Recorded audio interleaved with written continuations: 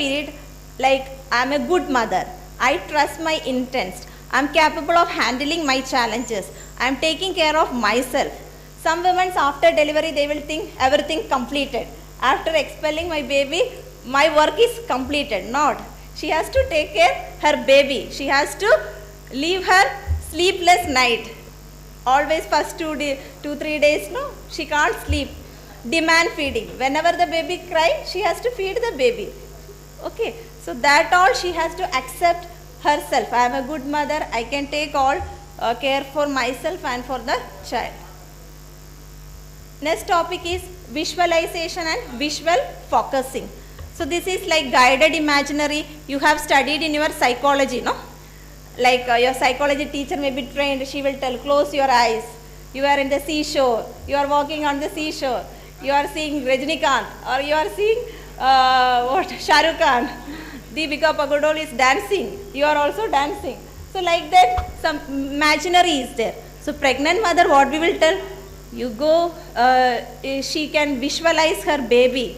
You are handling the baby. You are holding the baby. You are kissing the baby. You are huddling the baby. You are feeding the baby. That only will give her more energetic and enthusiastic. Okay, I should welcome my baby. My pain and all will be relieved if I delivered when I am holding the baby. So that they can give an imaginary and focusing. So visualization is a great relaxation technique, and this can be used for many situations, and this can be taken in the childbirth classes and effective during the childbirth period. So this visualization they can, with all the senses they can use, like sight, hearing, taste, touch and smell. So like that all the 5 senses we can use in the visualization. So 2 types of visualization is there, outcome visualization and process visualization. Process means ongoing visualization. So during the pregnancy, the woman is doing the imaginary, guided imaginary, or like that. Outcome visualization will come at the delivery time, end of the childbirth. Steps for effective visualization, we have to set a goal that the woman will achieve a normal, healthy delivery. Create a clear idea or picture and focus it often and give it positive energy for the women. So guided imaginary can be done. So they can put some visualization card in the labor ward, whatever the positive experience. Already some women they have delivered, no, they have some good experience of the childbirth. Whatever the good experience that they can present in front of the pregnant mothers, they can put a videos or pictures. So that all will have a guided imagination and a positive thinking for the pregnant mothers. So like guided imaginary is there, visualizing goal is there, compaction, meditations are there. So meditation based visualization goal, we can make some imagination in their mind by a trained person. They can do it, or they can put a TV or music or visualization card and a notice board. You know, we all knows about the notice board. So in that they can make some posters and they can paste all the pictures of childbirth, positive aspects of childbirth. By seeing that, the women will get mental image, their mental image will be more positive and it will give a good experience on the childbirth. So how to practice visualization? We can use all the senses, and this imagination will be attached to our emotions, and the pregnant mother can daily practice during the meditations or in the wards like that, and the knowledge can be kept in their mind and it can be incorporated during their childbirth period. So if we are visualizing good images of childbirth and how we are taking care of the baby, the mother will be more happy, and that will be projected in her labor period. So what are the visualization techniques and tools? Like vision, create a vision board, guided visualization meditations are there, index cards, you know, small cards are there, index cards. So we can keep some pictures or affirmation statements that can be seen by the mother and that can be give a positive imaginations. Picture and describe, utilize the exposure of the pregnant mother for a good image. So during the meditation, when she is lying down or she is doing some work, if they are going with some guided visualization, that will give a good mental image and this will give a positive childbirth. And this can be used in the labor period also. During the delivery time, we are giving some imagination, thoughts, feelings for the woman. So her pain level will be decreased and she will be more cooperative. Like madam have shown some pictures of labor room, how the labor room will be with mild music, with prevention of noise.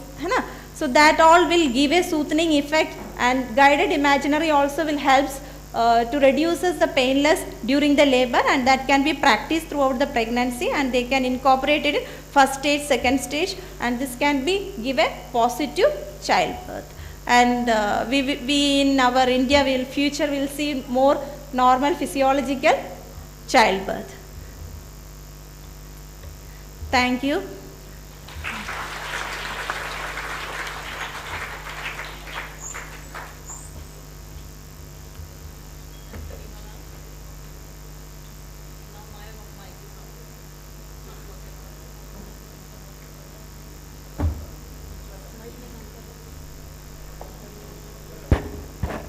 Now it's started. Yeah, thank you very much for this session. एक reel बहुत famous हुई है, where a mother is telling the baby हाथ पकड़ के, हमारे साथ में रघुनाथ तो किस बात से डरना. सुना है? That is affirmation. ये विश्वास होना कि जो हम कह रहे हैं वो हो जाएगा. That is affirmation. ये सोचना उस पल में कि हाँ रघुनाथ हमारे साथ हैं, that is visualization. जो हम बात इतनी देर से कर रहे हैं, साथ देने की, दर्द को एहसास को कम करने की, वही है ये सब. कहीं हम जाते हैं, कहीं भी, फॉर एग्जाम्पल हम यहाँ बैठे हैं, एक बहुत अच्छी सी भीनी सी खुशबू आ रही है, अच्छा लग रहा है, शांत लग रहा है. अब हम बात करेंगे उस खुशबू की, उस खुशबू के एहसास से दर्द को कम करने की. ये वो दर्द है जो वैसे तो कभी कुछ करने से कम नहीं होता, लेकिन हाँ ये दर्द होना भी ज़रूरी है. वो दर्द ना होगा तो फिर जन्म कैसे होगा. मगर जो हो रहा है वो कम से कम महसूस तो कम हो. बस इसी रास्ते में एक और कदम है, aroma therapy, for which I invite Renata ma'am, a senior midwife with more than 15 years of experience in her field. She is going to tell us about implementation of aromatherapy to reduce the pain.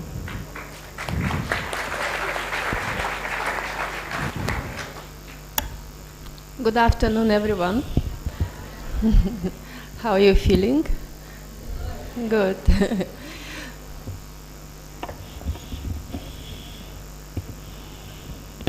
So today I'm going to talk about aromatherapy during birth.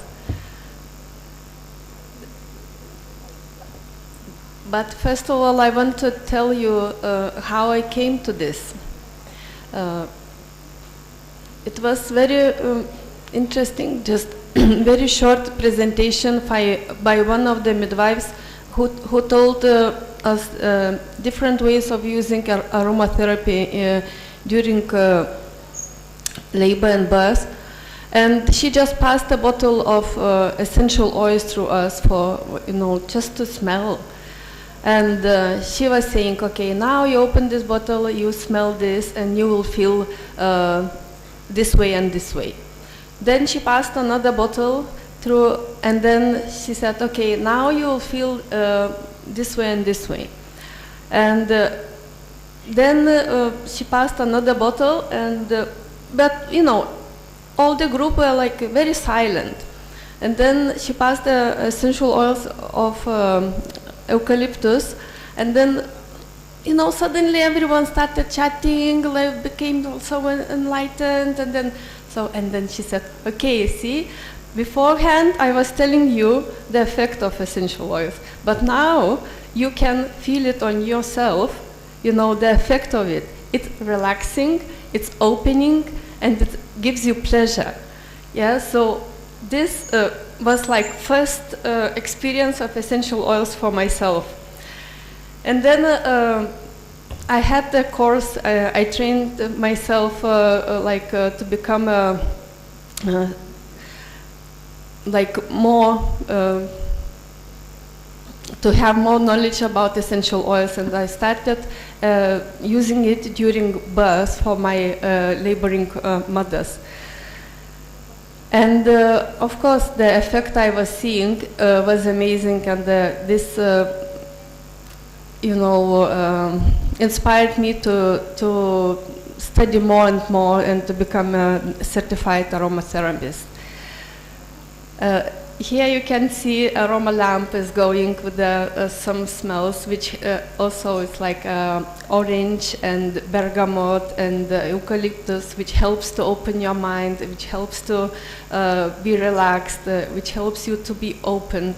So just enjoy it. And what is aromatherapy, first of all? It's a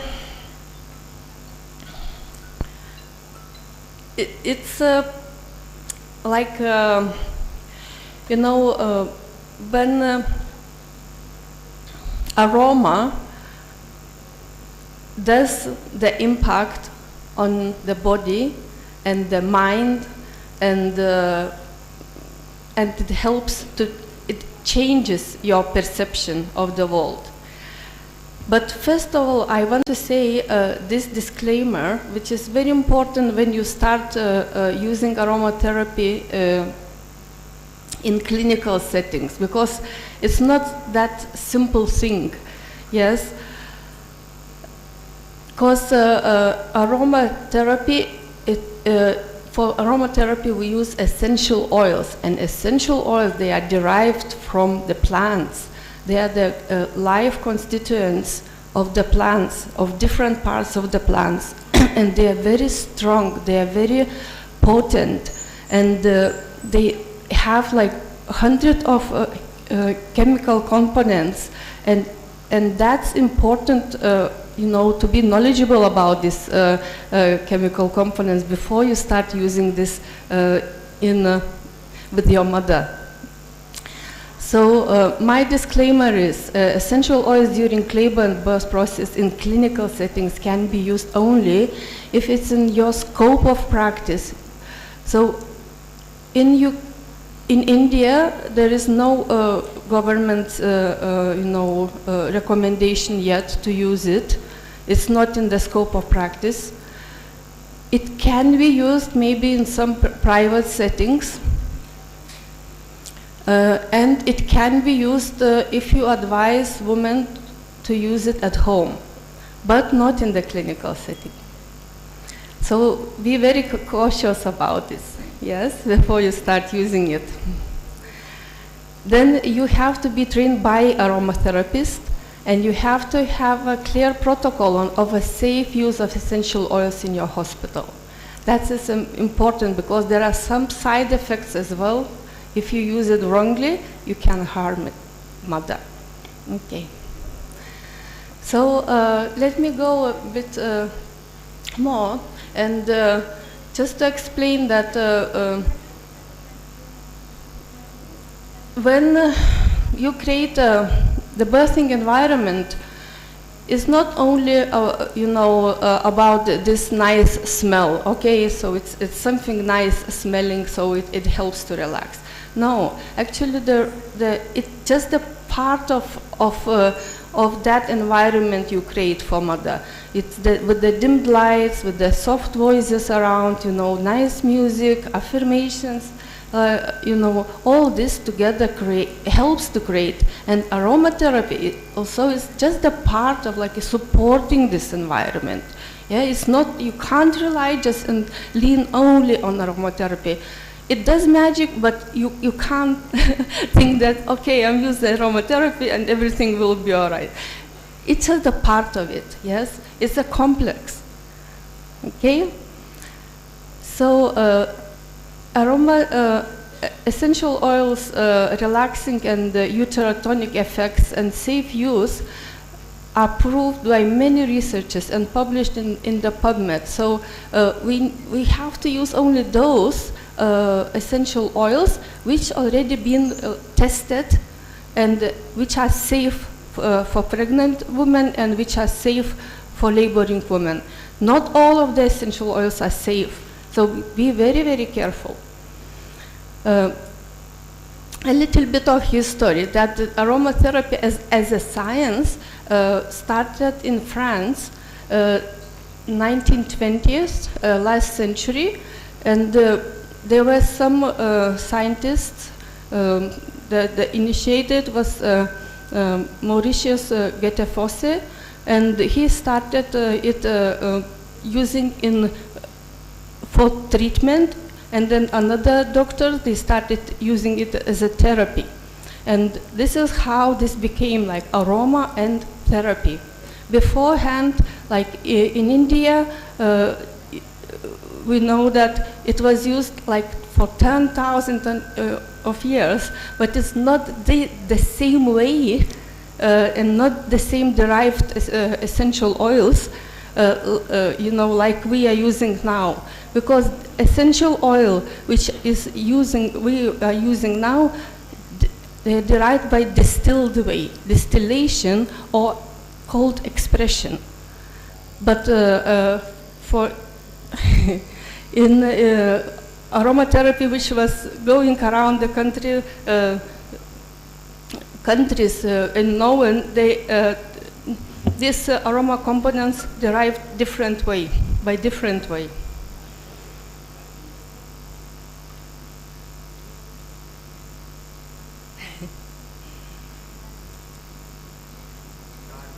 It's done?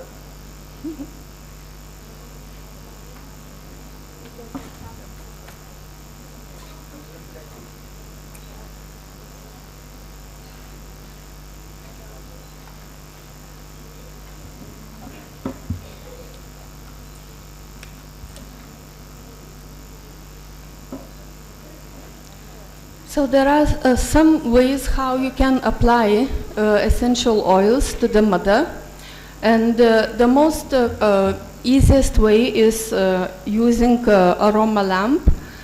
You put a few drops in it, and then you add some water, and this aroma goes around.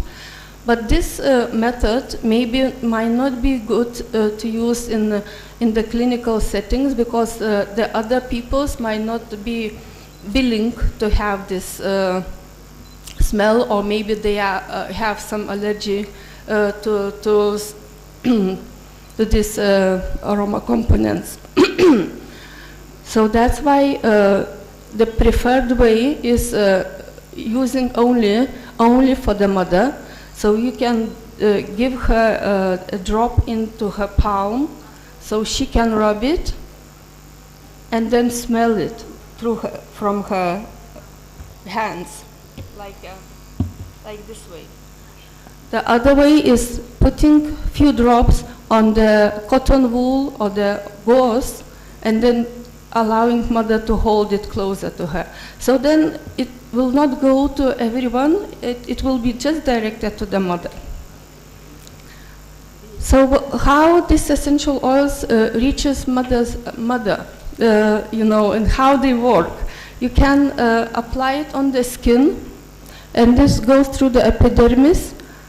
The safest way to apply is the bottom of the sole or armpit or the back of the neck, avoiding face, and never these oils never should be applied on the body undiluted, because they are very concentrated, they are very potent, very powerful, and you can give a allergic reaction or burn the skin if it's applied directly. So if you're applying on the body for massage or just for for body to absorb it, it should be diluted with the carrier oil. Carrier oil can be the olive oil, sunflower oil, some simple oils, but it needs to be diluted. The other way is inhalation. I already mentioned.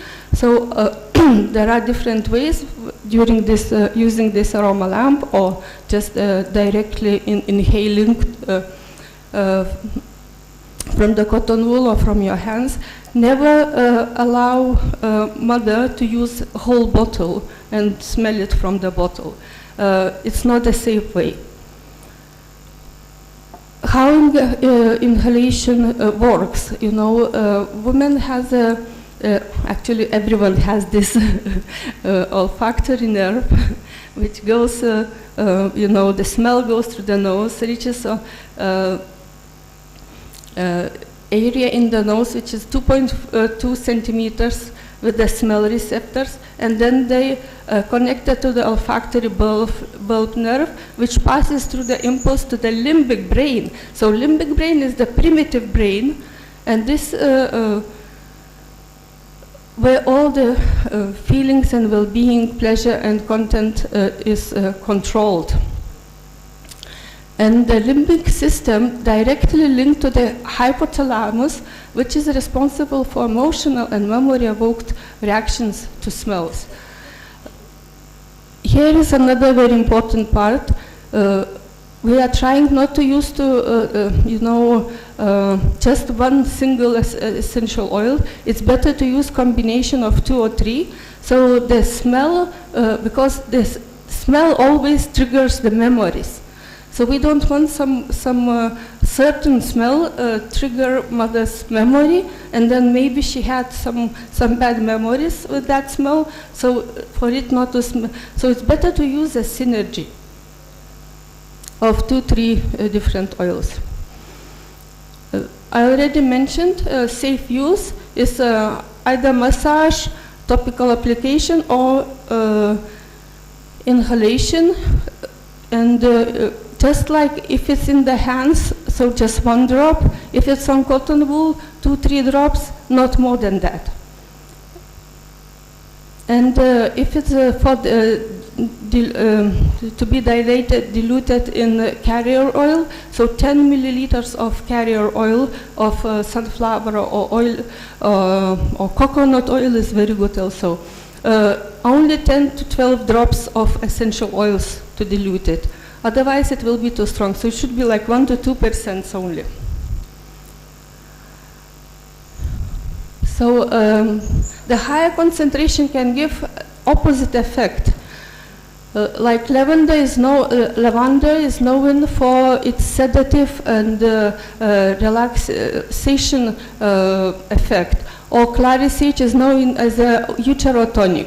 But if you use it too high doses, or if you use it for too long, it will give you opposite effect, and instead of relaxing and helping mother, she will become irritated, and then contraction can even disappear. So be very careful when you're using. And I said, like, ideally it should be 3 essential oils, the combination synergy. You need to know what is the contraindications of using oils. So if woman is under 37 weeks of pregnancy, why is that? So this baby is still not matured, so we do not want to use any essential oils before baby is matured. So we do not recommend, and if mother goes into preterm birth, it's better not to introduce any oils during that time. If they poorly control diabetes, because also some chemical components, we don't really know how they will affect mother's blood sugar, so it's better not to use it. And then epilepsy, severe cardiac disorder, history of current thrombosis, hypertension, preeclampsia, eclampsia, women chemotherapy, current substance misuse, including alcohol. So what is the responsibilities of midwife? So to make sure there is no contraindications of using essential oils, check the expire date on the bottle. Yes, everything should be written on the bottle. Take consent from the mother. Maintain hand hygiene. Do a test patch on the middle part of the arm. If there are any reactions, remove it with a carrier oil, not with water, as it will introduce it deeper into the skin. Observe for adverse effects. If like headache, itching, or skin rashes, shortness of breath, discontinue immediately and with the air. Ensure the safe dosage and safe application. Store essential oils in a dark, cold place. Discard and use prepared essential oils. So sometimes you residual stays in the you might use it for the next patient. No, you always discard it. Wash your lamp with the soap and water, and only create a new set for your mother, for the new mother. Document, always document what oils you used for the mother. Discontinue using it at every 30 minutes and restart again after 20 minutes. So do it as a pattern. Never continue like 2-3 hours. Always make as a pattern. 30 minutes, 20 minutes break, again 30 minutes, 20 minutes break. So the most commonly used essential oils, and even in my practice, you don't need many. Lavender, clary sage, bergamot, frankincense, and peppermint. 5 essential oils is more than enough. I just can say that lavender is for relaxation, antispasmodic, anti-inflammatory. Clary sage helps to stimulate contractions. Bergamot, strong anti-anxiety, helps to relax. Frankincense, 1 drop into the palm to inhale during the stage when woman has a panic attack, helps to ground and calm down.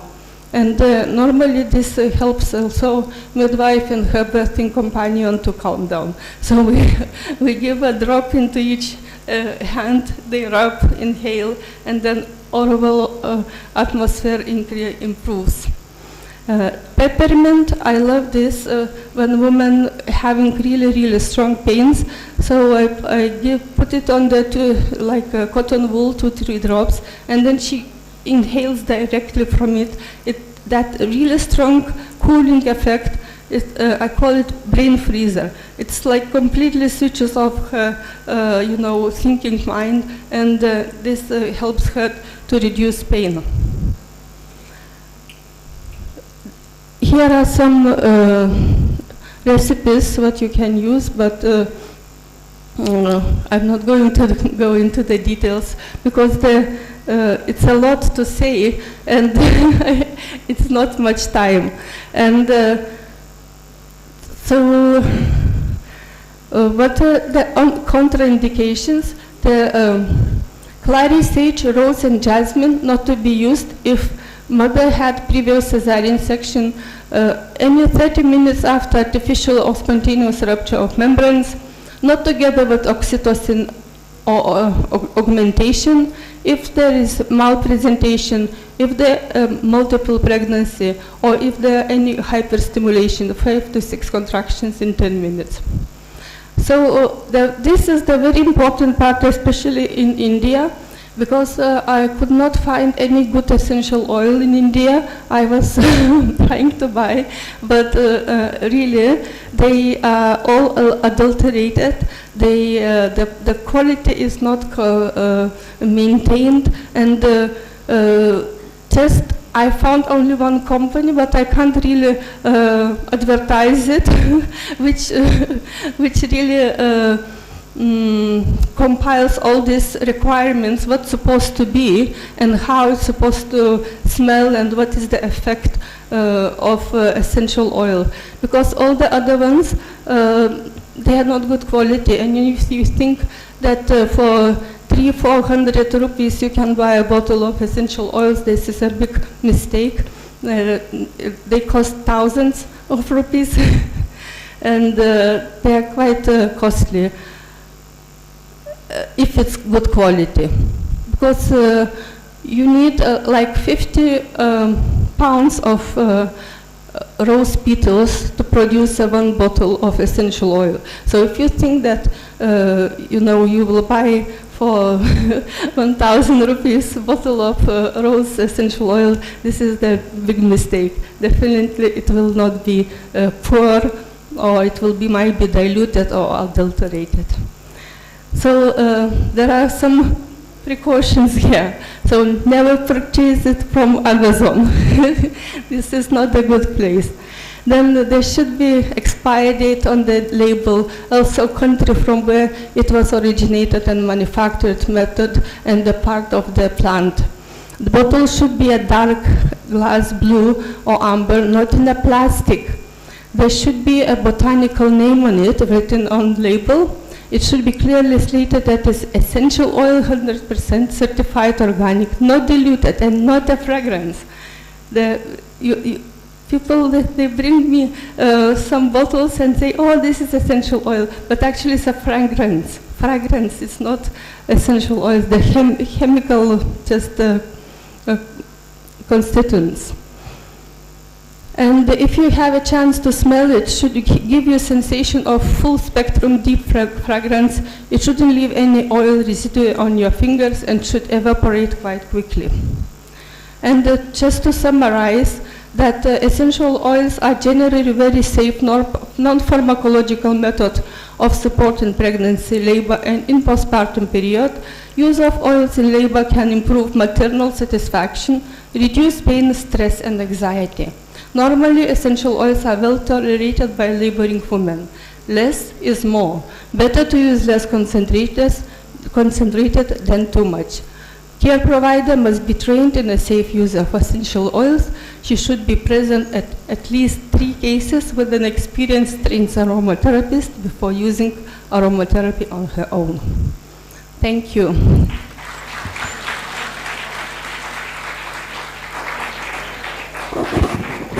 Thank you very much ma'am. Aromatherapy, खुशबू. वो कहते हैं ना, खुशबू को फैलने का शौक बहुत है, मगर मुमकिन नहीं हवा से रिश्ता क्यों करें.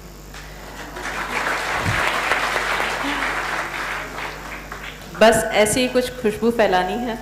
सिर्फ इन एसेंशियल ऑयल से नहीं, हमारे काम से, बस उस खुशबू से ही अपनी माँ को, उस मातृत्व को खुशी से महसूस करने की आज़ादी देनी है और करवाना है.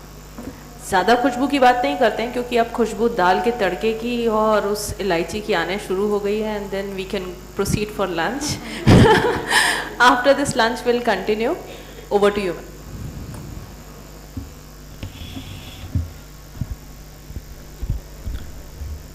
So here is an interruption due to bad weather. So we are giving a lunch break now. So I request our delegates and panelists and all the participants to finish your lunch as soon as possible and come back here, and then we will continue with our panel discussion again. Okay, thank you.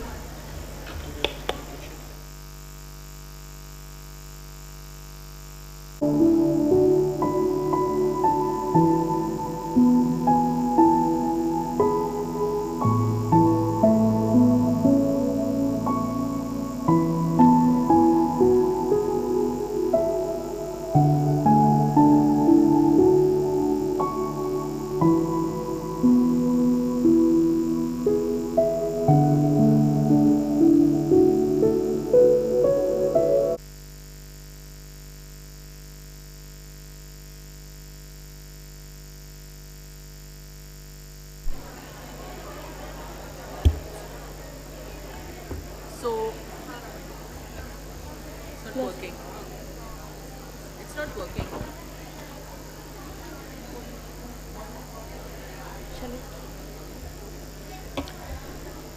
So welcome back. Hope you all have enjoyed lunch. Weather भी बहुत अच्छा था, सबने अच्छे से खाया होगा, लेकिन सोना नहीं है, हमारा सेशन अभी भी चलेगा. Okay, so now we are resuming to panel discussion. So we'll continue with that. Am I audible to all? अच्छी आवाज़ है ना? So There was one discussion while having food, और वो सचमुच दिल को एकदम छू गया. The scene is, हम डिस्कस कर रहे हैं यहाँ पर पेनलेस मोडालिटीज़ के बारे में. ये वो बात हो गई कि हमें रसगुल्ला खाना है लेकिन वो मीठा नहीं होना चाहिए. इसकी जगह हमें कुछ ऐसा नहीं करना चाहिए कि वो नॉर्मल लेबर नॉर्मल ही रहे, पेनलेस या पेनफुल या हाई रिस्क या लो रिस्क ना होते हुए. Labour should be just labour. So आज हम इसको सिर्फ पेनलेस ना कहते हुए हम इसे नॉर्मल लेबर कहेंगे, क्योंकि pain itself it's a part of labour. Contraction होगा तो पेन होगा. जैसा मैंने पहले कहा था, दर्द होना और दर्द का एहसास होना दो अलग चीज़ें. यहाँ हमने जितनी भी बातें करी, चाहे वो बात हो हॉट फर्मेंटेशन की, चाहे कोल्ड फर्मेंटेशन की, चाहे हाइड्रोथेरेपी की, चाहे विजुअलाइजेशन की, चाहे अफर्मेशंस की, या खुशबूदार अरोमा थेरेपी की, ये सब कुछ सिर्फ उस एहसास को कम करने के लिए. मगर यहाँ पर वो दर्द जो है वो एबनॉर्मल नहीं, वो नॉर्मल है. So coming back to the topic where we are learning different modalities to manage the normal labour to as the process of giving birth. I'll continue the discussion. Looking forward to hear from Ruxana. Madam will focus on different modalities again to aid the process of labor. Ruxana ma'am, over to you.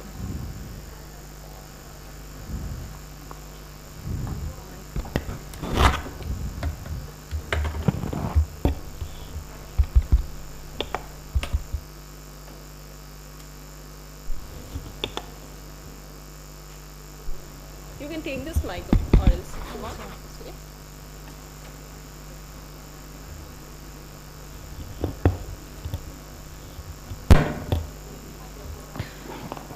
Very good afternoon to all of you, and I really appreciate our principal ma'am and director sir for giving this opportunity that we are presenting over here.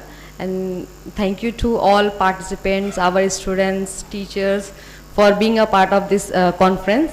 And I think सबने lunch कर लिया होगा. अच्छा, नींद तो नहीं आ रही? Okay.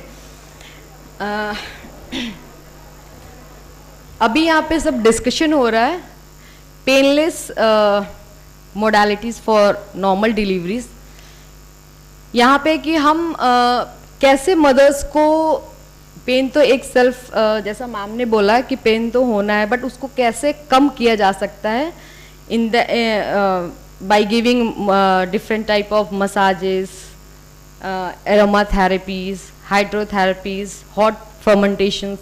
So how we can reduce the pain to the mother? We can say client or patient or mother. Okay, all right. We can say mother. So massage. अगर किसी मदर या किसी को टच करते हैं, ऐसे हम कैसे बता सकते हैं कि मदर इज फीलिंग पेन और नॉट, और when we are going to touch the mother she will feel comfortable, right?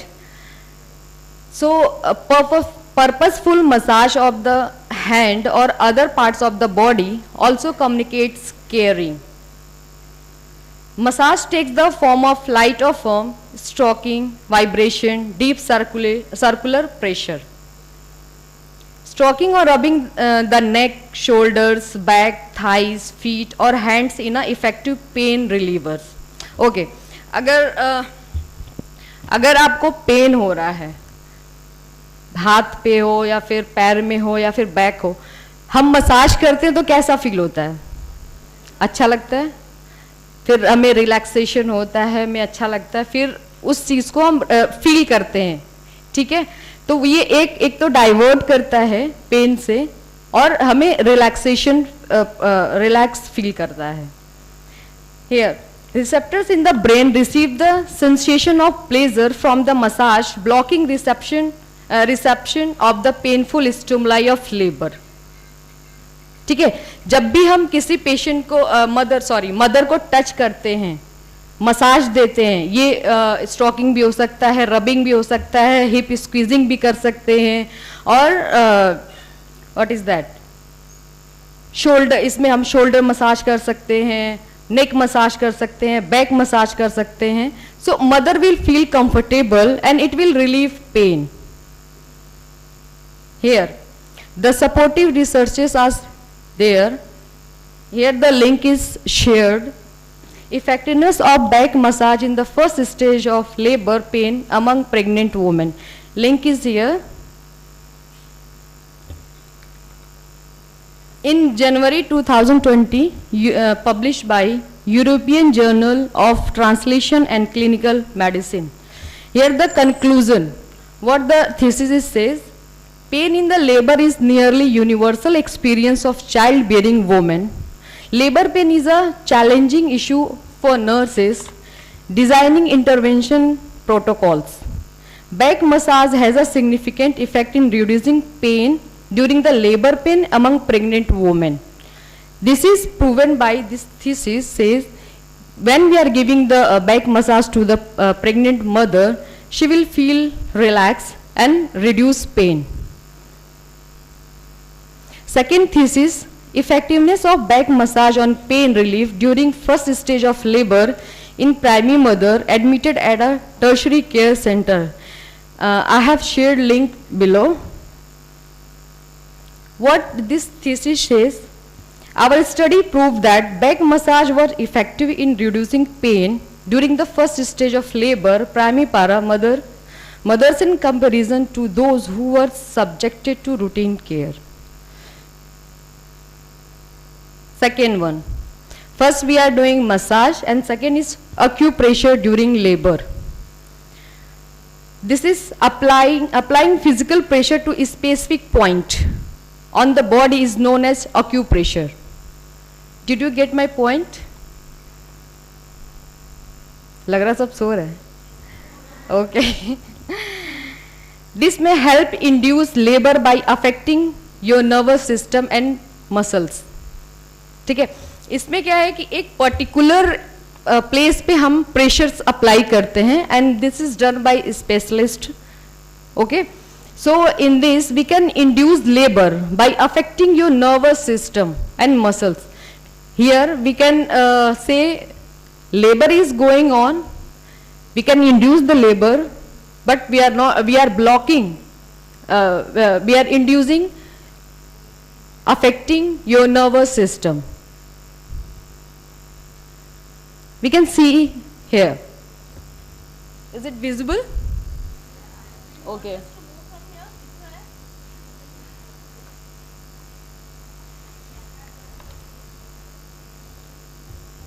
In first picture we can see back massage is giving. And second one we are zooming that sacral point. Here we are giving the pressure that is done by a specialist.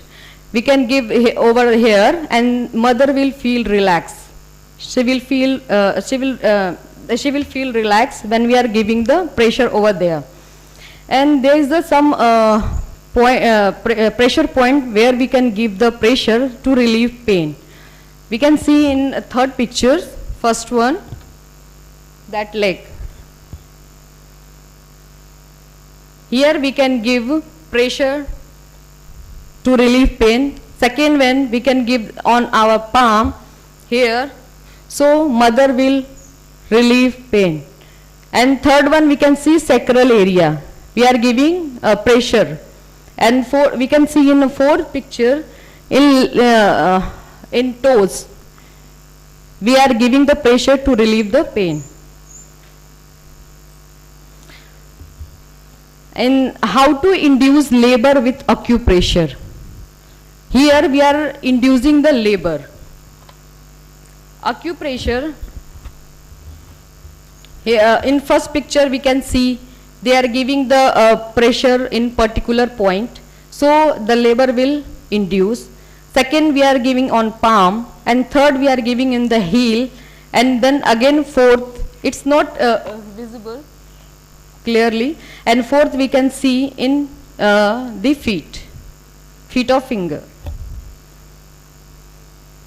There is a one article, effectiveness of acupressure on level of pain and duration of labor among primigravida mothers during first stage of labor.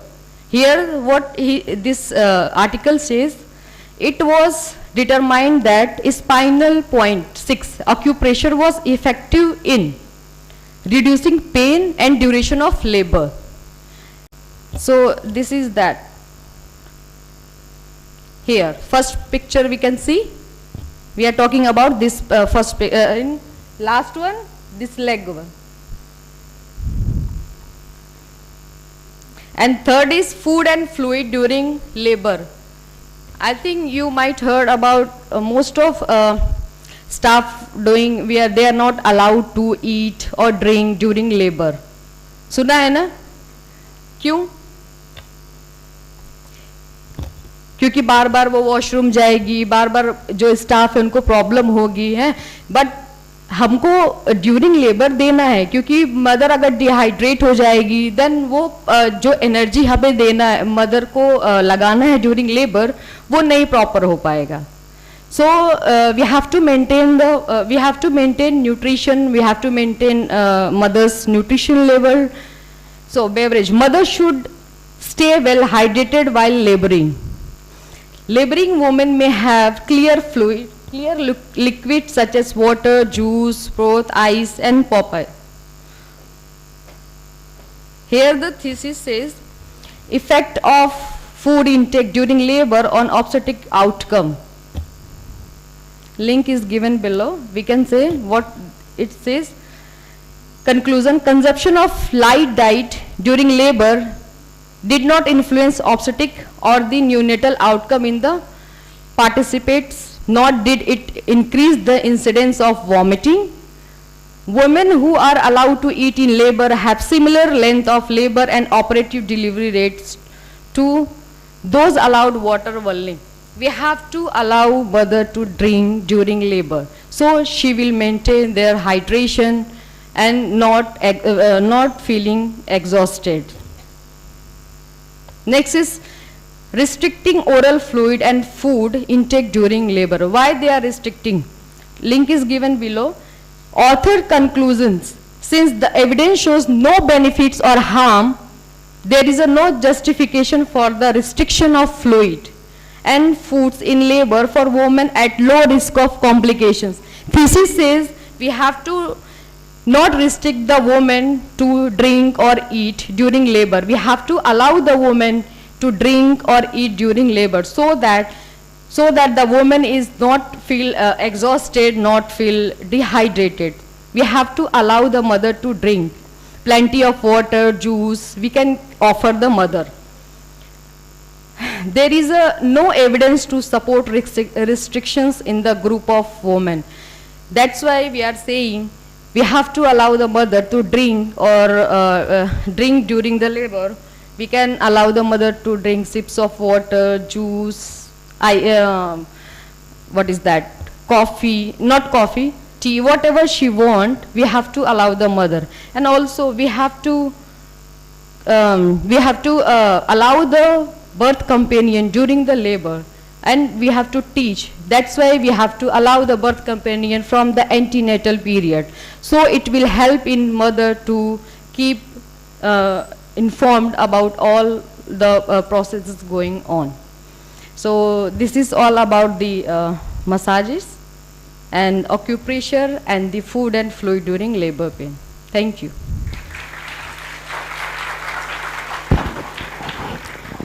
Thank you very much, Ruxana. So, this acupressure points is not only aiding labor, but these acupressure points are also helpful in minimizing the menstrual cramps.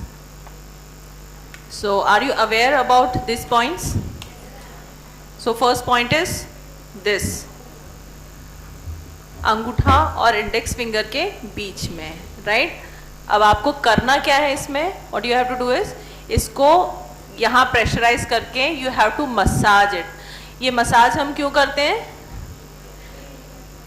यहाँ पर जितना blood supply होगा वो उस pressure point को stimulate करेगा और again pen को खत्म नहीं करेगा, उसके एहसास को कम करेगा। हमने एंकल पे 2 पॉइंट देखे। एक पॉइंट जो इनर साइड ऑफ एंकल है उससे 4 उंगली ऊपर, जस्ट जैसे ही 4 उंगलियां हमारी हर एक पर्सन की, मेरे लिए मेरी उंगली काम करेगी, आपकी नहीं, बिकॉज मेरा बोन लेंथ आपसे अलग है। सो 4 उंगलियां, 4 उंगलियों के ऊपर का जो पॉइंट, वहां पे आपको कंप्रेस करना है। अगर ऐसे समझ में ना आए तो ये वो पॉइंट है जहां पे पूरे पैर में सबसे ज्यादा दर्द हो रहा है, ठीक है? अगर आपने 4 उंगलियों के ऊपर पॉइंट को कंप्रेस किया और आपको उस वक्त वहां दर्द नहीं हो रहा है तो ये समझ लेना कि आपने गलत पॉइंट किया है। वापस आप अपना जो हाथ है उसकी पोजीशन चेंज करके वापस वो पॉइंट फाइंड आउट करके उसे मसाज करेंगे। सेकेंड पॉइंट है आपकी जो एड़ी है, एड़ी और टखने के बीच का जो हिस्सा है, वहाँ पे आपको एक नॉच सी फील होगी, एक गहरापन फील होगा। बस उस हड्डी के पीछे वहाँ उस नॉच को आपको मसाज करना है। ये आपका दूसरा पॉइंट। तीसरा अब बात करते हैं हमारे हथेली के, दिस पार्ट, ठीक है? ये वो पार्ट है जो कि आपके डाइजेशन के लिए भी ज़रूरी है, आपके ब्लोटिंग के लिए भी ज़रूरी है, आपके मेंस्ट्रुअल क्रैम्प्स के लिए भी ज़रूरी है, लेबर पेन के लिए भी ज़रूरी है। ये जब आप इसे मसाज करते हैं तो अगर आप एक्यूप्रेशर का वो देखें, मैप देखें, तो यहाँ पर आता है आपका इंटेस्टाइन, ठीक है? इसीलिए यहाँ पर हम मसाज कर रहे हैं क्योंकि जब वो रेगुलेट होगा तो अल्टीमेटली आपका मेटाबॉलिज्म बूस्ट होगा और वहाँ पर जो एसोसिएट फैक्टर्स हैं जिसकी वजह से पेन बढ़ रहा है वो कंट्रोल होगा। देन हमने एक और मसाज में हमने एक साइड बताया था जो कि पैर का ये वाला साइड है, यानी जब हम चप्पल पहनते हैं तो चप्पल पे साइड में बाहरी तरफ जो हिस्सा आता है, that is considered to be representing our vertebra. So labour का पेन सबसे ज़्यादा कहाँ पर होता है? सैक्रम पे। बैक पेन से ही शुरुआत होती है लेबर की, राइट? सो जब हम मसाज कर रहे हैं उस पार्ट को तो हम ऐसा फील करें, हम ऐसा सोचें कि जब हम मसाज कर रहे हैं तो हम अपनी वर्टिब्रा को मसाज कर रहे हैं, उस पेशेंट की वर्टिब्रा को मसाज कर रहे हैं। And the notch which ends the point where the vertebra ends, that is the sacrum, that is the sacral point on our foot.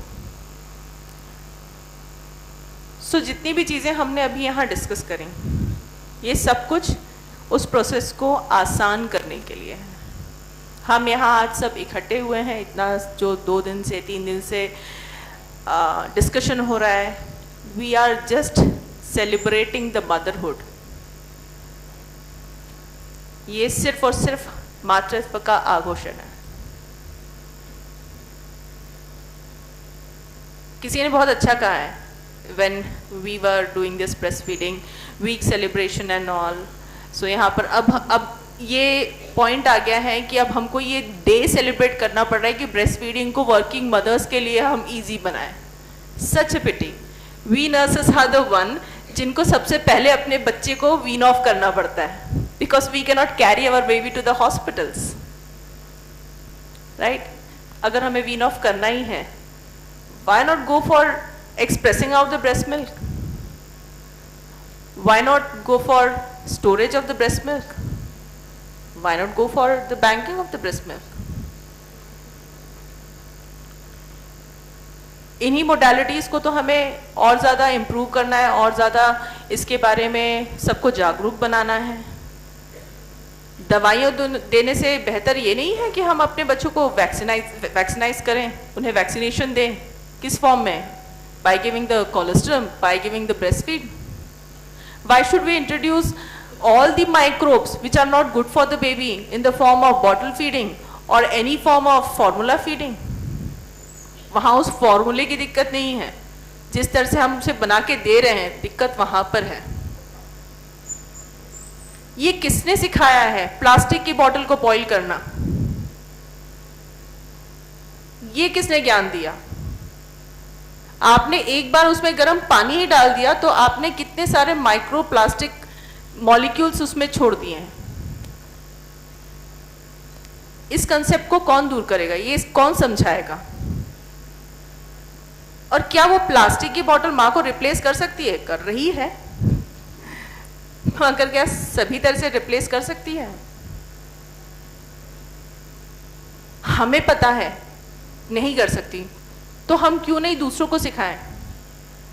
ये वर्कशॉप, ये कॉन्फ्रेंस, इतने सारे रिसर्च, इतने सारा डिस्कशन, इतने सारे स्पीकर्स दूर दूर से आए, इन्होंने इतनी सारी चीज़ें बताई, ये तब तक इफेक्टिव नहीं होगा जब तक कि हमारे नर्सिंग स्टूडेंट्स जाके उस फील्ड में ये भूले बिना कि हम नर्स हैं, चाहे हम पीएचडी हो, चाहे हम जीएनएम हो, चाहे हम एएनएम हो, चाहे हम एमएससी हो, क्रिटिकल केयर हो, मेड सर्च हो, whatever, we are nurse first. हमारे तो लाइसेंस में लिखा रहता है रजिस्टर्ड नर्स मिडवाइफ, फिर हम अलग कैसे हो गए? There are many students who said madam हमारा तो टॉपिक नहीं है, this is not related to our topic, how can you be a nurse without this topic? ये सारा डिस्कशन, ये सब कुछ तभी इफेक्टिव होगा बच्चों जब आप लोग जाके अपनी फील्ड में इसके लिए काम करेंगे। ये मैजिक आप ही ला सकते हो। हम उस जगह से अब आगे आ गए, अब हम आपको सिखा रहे हैं, हम आपको बता रहे हैं। हमारा सिखाया हुआ कितना अच्छा है ये तो तब पता चलेगा कि आप कितना प्रैक्टिस कर रहे हैं, राइट? सो ज़्यादा टाइम ना लेते हुए I'll end this session and thank you very much to all the speakers to contribute in this panel discussion. Looking forward more and more towards a better world for the mom and the baby. Thank you. Thank you once again.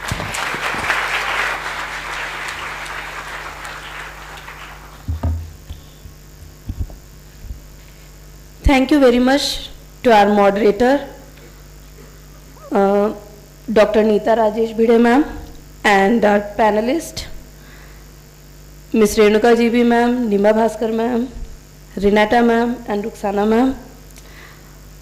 We'll be very much cleared about the things I think now, है ना? हम लोग clear हो चुके हैं, बहुत सारी चीज़ें हमें समझ आ चुकी हैं। जो भी हमें थोड़ी बहुत कमी तो है ही, हमें इतना सारी चीज़ें नहीं पता था जो आज मैम लोगों ने हमें समझाया। क्या ये हेल्पफुल था सबके लिए? इंटरेस्टिंग भी रहा है ना? Okay, so thank you ma'am for sharing your great knowledge with us. Thank you.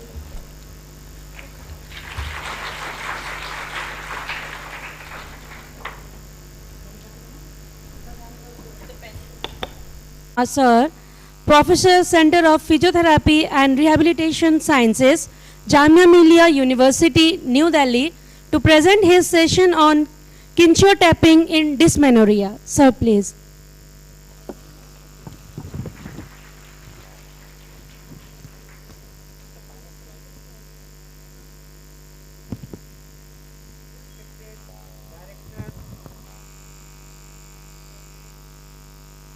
Hello, respected Director, College of Nursing, Principal, College of Nursing, उपस्थित faculty members, students.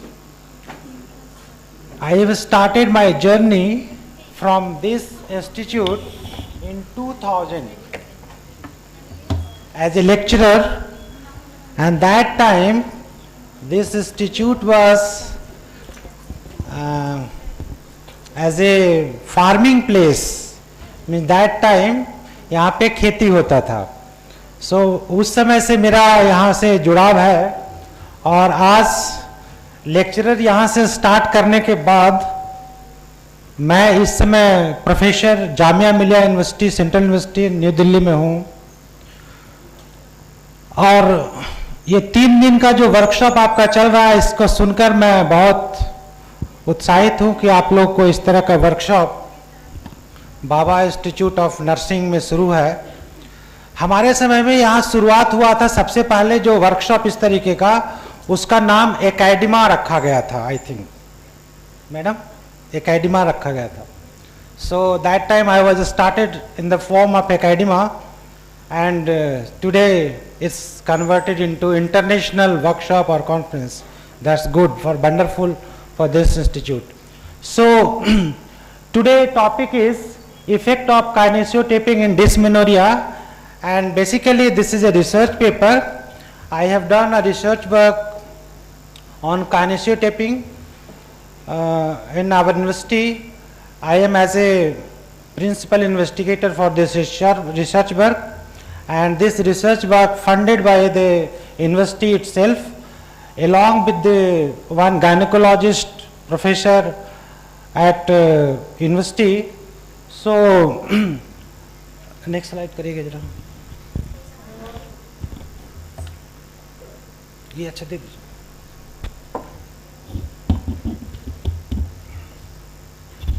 So basically dysmenorrhea is a cramping pain in lower abdomen and pelvic during the menstruation, as you all know, and it is the most common gynecological problem in all ages, and it's racial women, especially for the college student or school going students.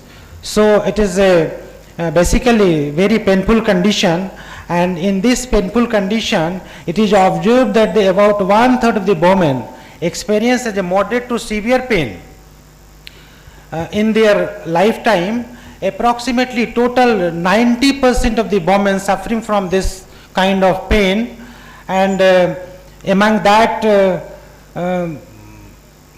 severe pain, quantity of pain, intensity of pain, 40% have severe pain. So this is very challenging for us professional or medical professional, so that pain how can we rectify for the women. And dysmenorrhea can be primary or secondary, as you all know, which does not have any underlying pathologies, while secondary dysmenorrhea could be due to the underlying pathological causes such as endometriosis, adenomyosis, uterine myoma. And in young women, primary dysmenorrhea is often observed and experience pelvic or lower abdominal pain, which lasts about 48 hours from starting of menstruation. Beside pain, some of them experience their symptoms such as diarrhea, constipation, nausea, vomiting, migraine, dizziness, and fatigue. And dysmenorrhea can be significantly affect the woman, its quality of life also. But how to control this menstrual pain? In the conventional day, most of the women depend upon the medication to cope up with the menstrual pain, which may result the drug abuse. And the second thing, sometimes alternative therapies that include the vitamin supplementation, transcutaneous electrical nerve stimulation. Actually this TENS is very useful, as the madam says in the previous lecture, the pain gate theory. The pain gate theory, best treatment for this by this modality TENS.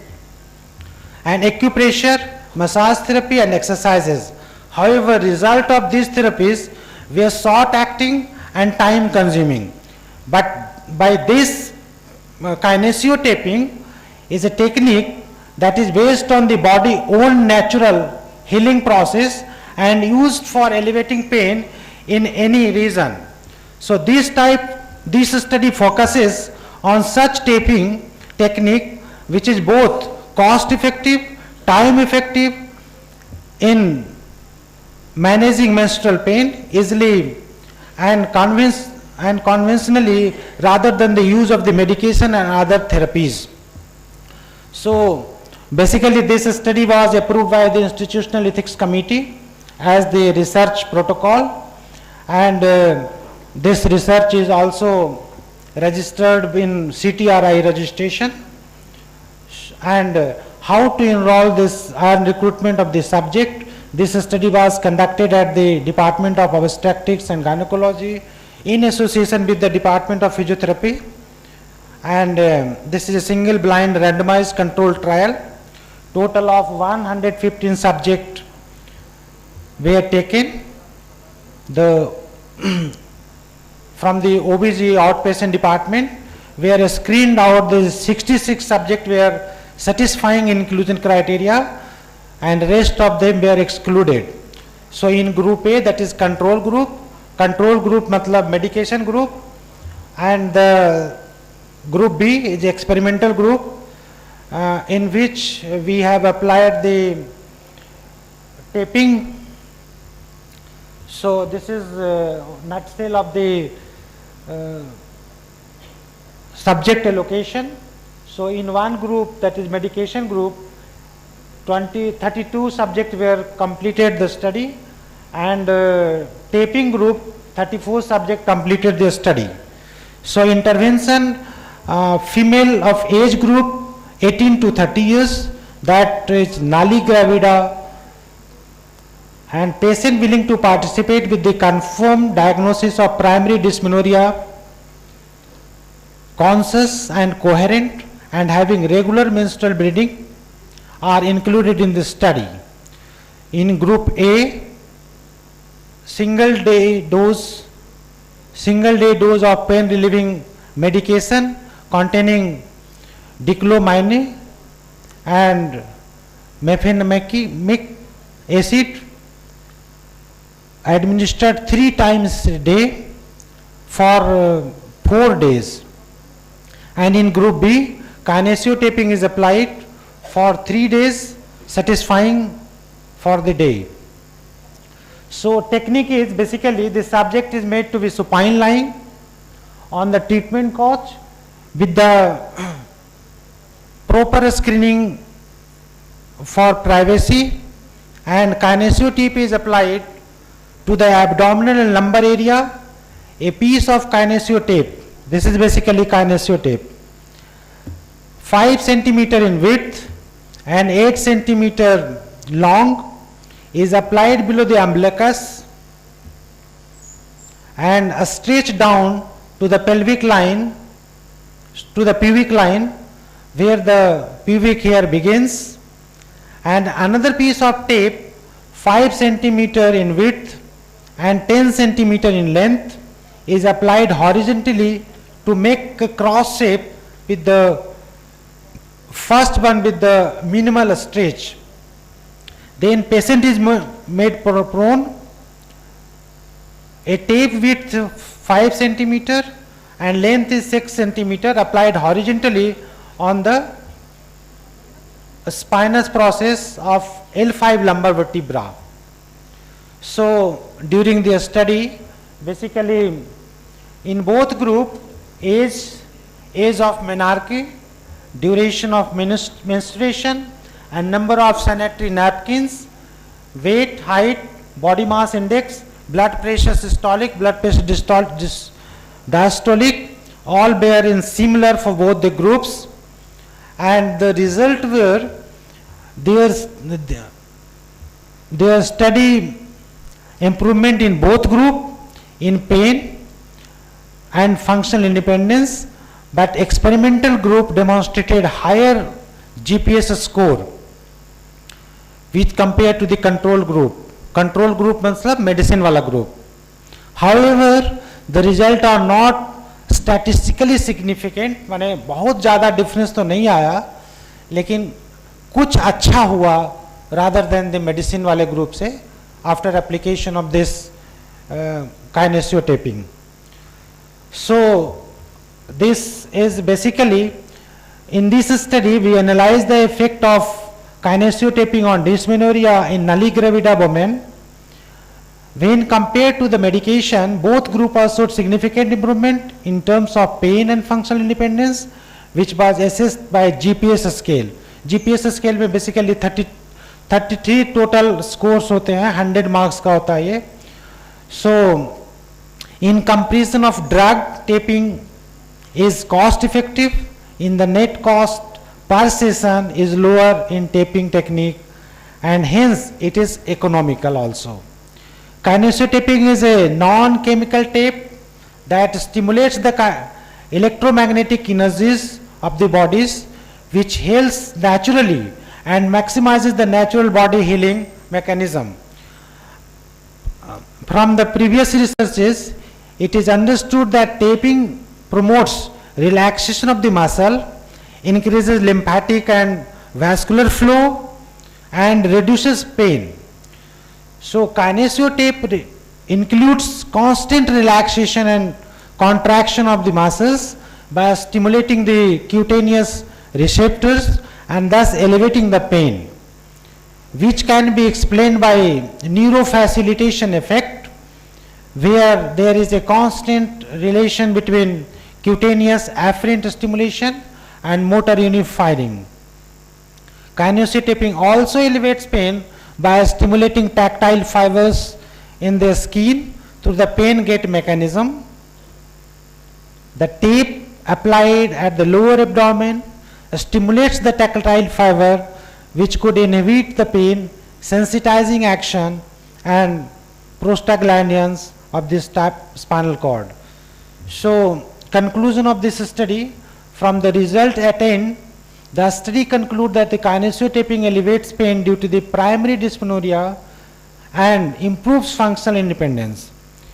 It is recommended over drug therapies as it is cost effective, less or no side effect, easy to self-administrable, and minimal contraindication that suit most of the women and does not require medical professional supervision for application. This is all nutshell about this kinesiotaping, and actually this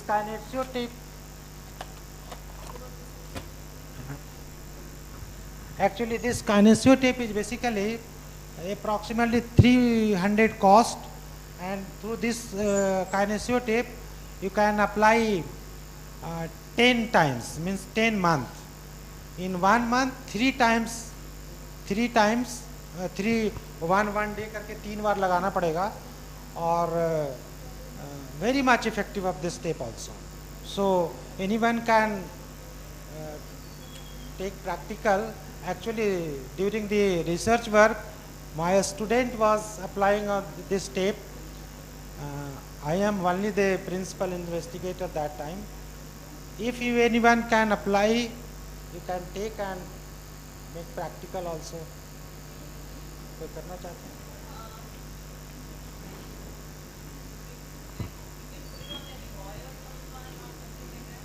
आपस में भी कोई कर सकते हैं। हाँ, वो तो मैं बता दूंगा, जो करेंगे उनको मैं बता दूंगा। अगर कोई बॉय आ जाएंगे उनको भी मैं कर दूंगा, उसमें क्या है।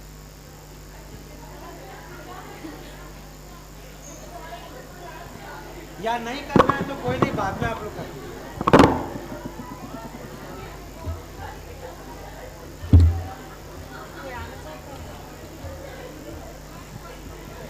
नहीं आना चाहिए, कोई बात नहीं, आप लोग प्रैक्टिकल कर सकते हैं। इसका वीडियो भी ऑलरेडी है, आप जब गूगल में खोलेंगे तो इसका वीडियो भी मिल जाएगा। इसमें लिखा हुआ भी है, आपके टीचर को मैं एक्चुअली ये दे करके भी जाऊँगा, उनको वो भी बता देंगे आपको। Thanks a lot.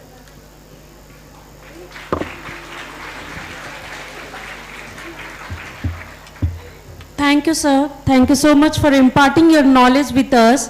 Despite of your busy schedule, you came here for us and enhances our knowledge regarding kinesiotaping, as this is not very much aware in people. अभी भी सभी लोग इतना ज़्यादा अवेयर नहीं है इस टॉपिक के लिए, so इस इंफॉर्मेशन के लिए I am extremely delighted and I am extremely thank you, sir. With this, we came to the end of our session, and now we are moving towards our paper poster presentation. Although we got so many research paper, but because of our hectic schedule and with the shortage of time, we selected only 4 papers for presentation. Firstly, I would like to request our scientific paper evaluators, Dr. D. Vaskaraj sir, Principal College of Nursing, Ambedkar Nagar, to step forward on the front seat of the sofa for evaluation. Sir, please. Secondly, Mr. Nitin Soni sir, Professor, Baba College of Nursing, to occupy his seat on the front decks of sofa. Thirdly, I would like to request Mr. Gagan Burma sir, Associate Professor, Baba College of Nursing, to occupy his seat on the front decks of sofa. And lastly, I would like to request Mrs. Anjali Chaturvedi ma'am, Assistant Professor, Baba College of Nursing, to occupy her seat.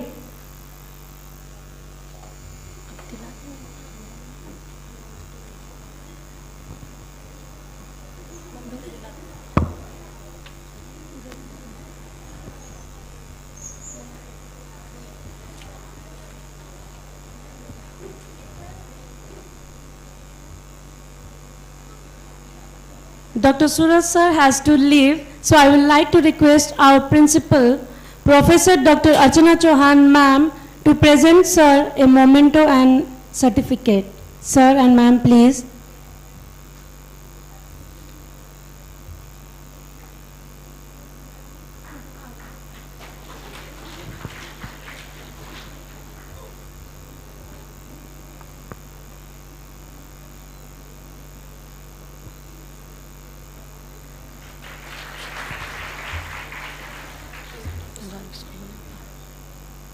Thank you, ma'am, and thank you, sir. Thank you so much for your time.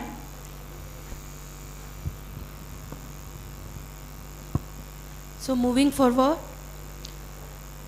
so now I would like to invite Ms. Sushmita Chaudhary from Indore to present her scientific paper. Ma'am, please come.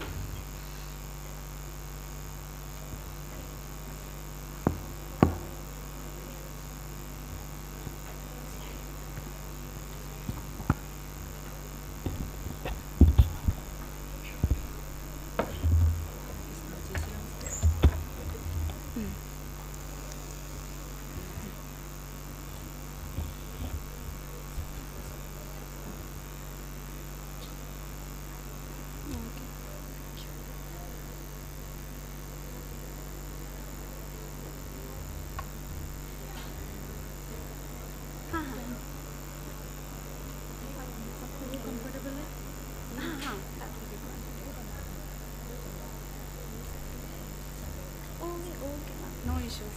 You'll do some ringing or bell? No. After 10 minutes? A very good noon to all the dignitaries present over here, especially Principal Ma'am, Baba College of Nursing, respected Neeta Bhide Ma'am from Indore, and all my dear colleagues and dear students present over here. I am Sushmita Chaudhary. I am Assistant Professor in Maharshi Vasisht Autonomous Medical College, Basti. I am going to present my paper here. So, mankind has experienced pain since the beginning of the time. According to the definition of International Association of Pain, pain is an unpleasant mental and emotional experience which is accompanied with tissue damage. One of the most severe pain known to human is labor pain, which is synonymous with parturition. During delivery, excessive pain leads to fear and anxiety. Generally, there are two options for pain relief during labor and for augmentation of labor. These use pharmacological and non-pharmacological methods. Pharmacological methods are found have adverse effect on both fetus and mother. Reflexology is an ancient, mild and non-invasive technique used widely as one of the non-pharmacological methods for pain relief and augmenting labor without any side effect on both fetus and mother. Need and significance of this study was pain is inevitable, suffering is optional. Cyril Tuttle Ross. Birthing is a painful process, the body is designed for it and we will make it comfortable as possible. Morrison Susan Jane. A study conducted by Jasbinder Kaur in 2013 in Punjab Institute of Medical Science showed that cesarean section rate that was 65% that was found to be higher than vaginal birth, that is 35%. Many women believe that C-section will relieve their labor pain. However, it is seen complication of C-section was very much as infection, pulmonary embolism, longer hospital stay, etc. Then Ionit M.C. Callum said that reflexology is an ancient art which provides relaxation and comfort. It involves applying pressure to specific points of feet, and that is associated with various organs of our body. During labor, mother suffers from unbearable pain for which they need an alternative pain relief method. Reflexology is found to be safest and economical way to reduce labor pain. Therefore, the investigator decided to take up this research project. Then problem statement of my study was a quasi-experimental study to determine the effect of foot reflexology on pain intensity and duration of labor among primi gravida mothers admitted in labor room at selected government hospital of Indore during the year 2017 and 18. Objectives were to assess pre and post level of pain in primi gravida mothers during first stage of labor in both experimental and control group, to assess the labor duration 5 cm to full dilatation of cervix in primi gravida mothers during first stage of labor in experimental and control group, to evaluate the effectiveness of foot reflexology on pain perception in primi gravida mothers during first stage of labor in experimental group, to compare labor pain intensity in primi gravida mothers of experimental group and control group, to compare labor duration in primi gravida mother of experimental and control group, to find out association between the levels of pain in primi gravida mothers during first stage of labor with their selected demographic variables. Hypothesis. All the hypotheses are tested at level of 0.05. Hypothesis 1 was there will be significant difference in pain scored in primi gravida mothers during first stage of labor in experimental and control group. Hypothesis 2 is there is a significant difference in duration of labor in primi gravida mothers during first stage of labor between experimental and control group. And hypothesis 3 was there is significant association between level of pain in primi gravida mothers during first stage of labor and their selected demographic variables. Review. I will read only one review. This Reddy NP 2012 conducted a quasi-experimental study to compare efficacy of acupressure and reflexology in reduction of labor pain. Then the study was conducted in obstetrics and gynecology ward of hospital in Bangalore. Sample with random sampling technique were selected and 2 intervention group were made. First intervention group with reflexology and second with acupressure. Both groups received 2 interventions for 30 minutes. Pre-test pain assessment and post-test pain assessment was done with visual analog scale. The study result revealed that reflexology is more effective than acupressure in reducing labor pain perception during first stage of labor. Methods and procedures used in my study are: research approach is quantitative, research design is non-equivalent, control group design. Setting was selected government hospital Indore. Population was primi gravida mothers in first stage of labor with 5-6 cm cervical dilatation. Sample 20 primi gravida mothers in each group fulfilling sample criteria. Then sampling technique was purposive sampling technique with alternate method. Tools were structured tool, demographic data of mother, then numerical pain rating scale. Third one was simplified WHO partograph to determine duration of labor. Then in socio-demographic characteristics, finding related to socio-demographic data revealed that experimental group out of 20, 17 that is 85% belong to age group of 20 to 25, whereas in control majority that is 80% were in between 20 to 25 years of age. Regarding family income, in experimental group majority of subject had monthly income of 10,000 to 15,000 per month. And as well as in control group, the majority of samples were having 10,000 to 15,000 income per month.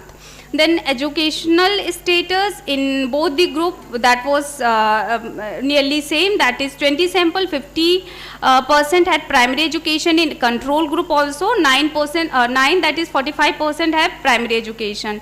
Regarding occupation, in experimental group 70% were homemaker, and in control group 65% were homemaker. Then about religion shows that in both experimental and control group, majority of samples, that is 75% in experimental and 70% in control group were Hindus. Then regarding admission in both experimental and control group, majority of subjects, that is 90% in experimental group and 85% in control group were booked. Then regarding antenatal visit, 50% had visited antenatal clinic more than thrice. In control group, only 55% had visited antenatal clinic more than thrice. Then description of level of pain, that is table is showing frequency and percentage distribution of level of pain, that is pre and post test with routine care and therapy, that is foot reflexology among primary gravida mothers in control group and experimental group. Then in this moderate in control group 65% were having, that is majority were having moderate pain, as well as in experimental group also majority were having moderate pain, that is 65%.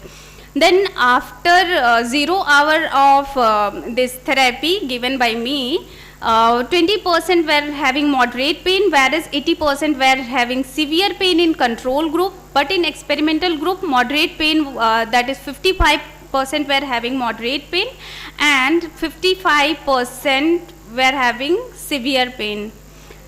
Then after 1 hour of therapy, 5% were having moderate pain in control group and 95% were having severe pain in control group.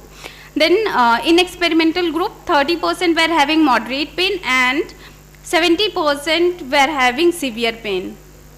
Then effectiveness of foot reflexology was shown by significance of the in experimental group mean was found to be 4.25 during pre-test, and during post-test at 0 hour that was 6.35, and at 1 hour that was 7.30.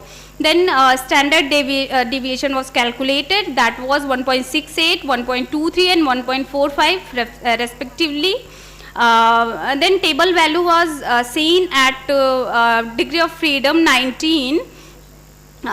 So the calculation was 6.04 and at 0 hour, and at 1 hour 7.61. So very good significance was found. Then table 3, that is showing comparison of pre and post test scores of level pain intensity among experimental and control group. Then in pre-test pain score in both the group there was no significance found, and in post-test pain score, that is at 0 hour and at 1 hour, significant difference was found as calculation was done, that is mean 6.35, 7.75, at 1 hour 7.30 and 9.15. Then table 4 showing frequency and percentage distribution of duration of labor, that is 5 centimeter to full cervical dilatation by simplified WHO partograph. The frequency and percentage are shown here. I have calculated, I have not calculated in hours, I have taken it in minutes. That means 240 to 300 minutes. That is 4 to 5 hours. Majority of samples were having duration of labor from 240 to 300 minutes. That is 65% in control group and 70% in experimental group. Then 301 to 360 minutes, that is 5 to 6 hours. Control group, 20% of the control group were having duration of labor this one. That is 301 to 360 minutes, and in experimental group only one mother was found to be having the labor duration 5 to 6 hours. Then here also in experimental and control group, mean was calculated, and the table value shows t-test, pair t-test shows that 2.476 value was calculated. That means significance was found. Then conclusion. The most joyful experience in women's life is giving birth to a child, but undeniably it is most painful one. Labor pain is pain which is unavoidable, as ma'am has said, for any women during their birthing process, but then it can be reduced or minimized with many non-pharmacological methods without any side effect or harms either to baby or to mother. This study reveals that foot reflexology is one of the alternative methods which is accepted by mothers to reduce labor pain perception and minimize duration of labor among primigravida mothers without any risk of stopping the contraction. Hence, midwives, mothers and their birth companions must be taught about foot reflexology so that use of medical intervention for reducing labor pain may be minimized and thereby providing positive birthing experiences to mothers. Implications in nursing research. This particular study may be used as evidence of review on the basis of which more researches can be done. For nursing personnel, it may act as evidence-based practice to use foot reflexology as pain relief method. The present study will motivate other researchers to conduct similar study on large scale. The study may be conducted in rural and urban settings. A study may be conducted on any parturient mother to see effectiveness of foot reflexology. Other than pain intensity and duration of labor, parameters may be taken as variable for new study to be conducted. So references are, I have taken the data and all the things from books, dissertations and online periodicals. Thank you so much.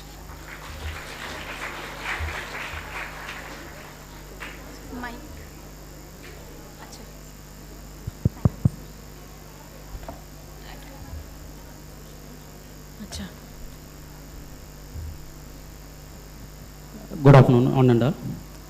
Any questions from floors? Any audience? You have any queries about studies? Yes, sir, I am having. Please.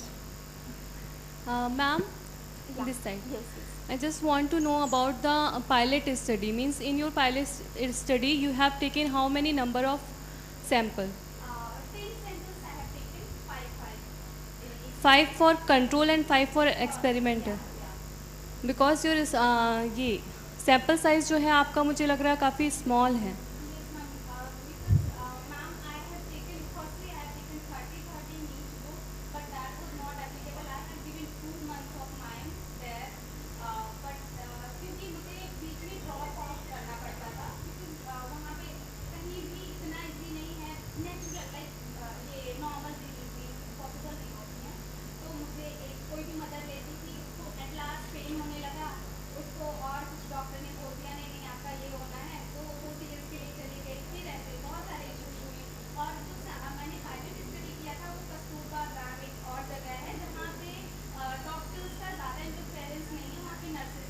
Okay.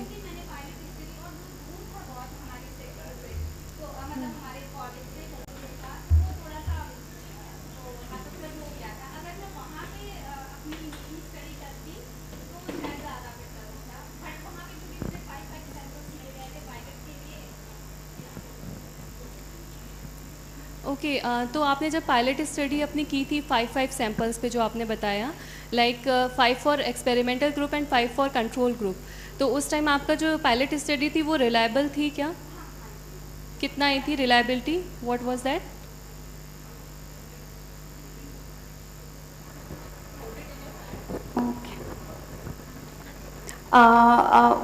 Ma'am, it was reliable at 0.05.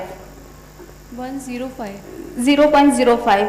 I think, ma'am, I have forgot. I have to see again, I think. Okay. I forgot, sorry, ma'am. Okay. Yeah. Okay. I have done it back.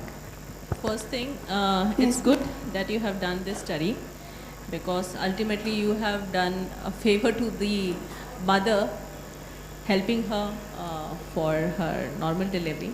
Thank you So so much. one thing is that there's no correction or any question to you. Always when you are having a smaller sample size, you cannot just generalize your findings. So that is the only drawback. But Okay, then ma'am. this thing can be extended for a Okay. longer time. You can continue with this study. If your 30 samples were there, take it as your pilot and go for a bigger sample, and then this study you can again publish. Okay, When ma'am. 30 also you can publish, and then further increasing sample also you can put. Another thing is there's no homogeneity. Your pilot was on a different setting, and then your main study was on a Yeah, different setting. yes, ma'am. So there's no homogeneity. So now again, if you're going to go further with this study, try to make it homogeneous. Okay, ma'am. Procedure is fine. Okay, ma'am. This Thank point you, will be sir. there. Thank you so much, ma'am. Okay, ma'am. Thank you so much. Thank you, ma'am. Okay, thank you. Thank you so much, sir.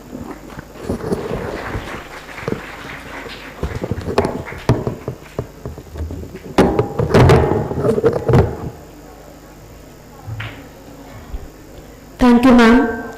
Now I would like to call Vishnu Prakash, Associate Professor, TSM College of Nursing, for our second paper presentation.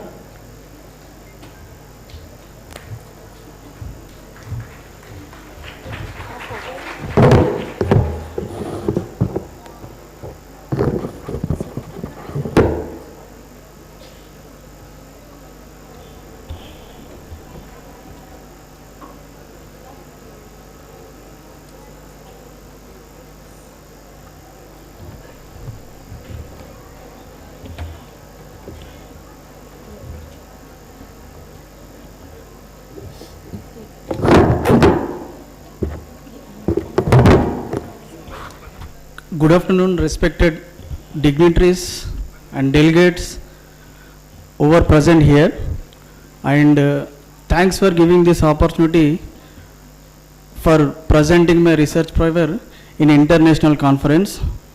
And I would like to start with my research paper problem statement. The problem statement is a study to assess the effectiveness of structured teaching program on knowledge and practice regarding incisional hernia and its prevention among the clients between the age group of 21 to 60 years who underwent abdominal surgeries at Mamata General Hospital, Khammam, Telangana. And objectives of the study is to describe the socio-demographic variables of the clients and to assess the levels of pre-test knowledge and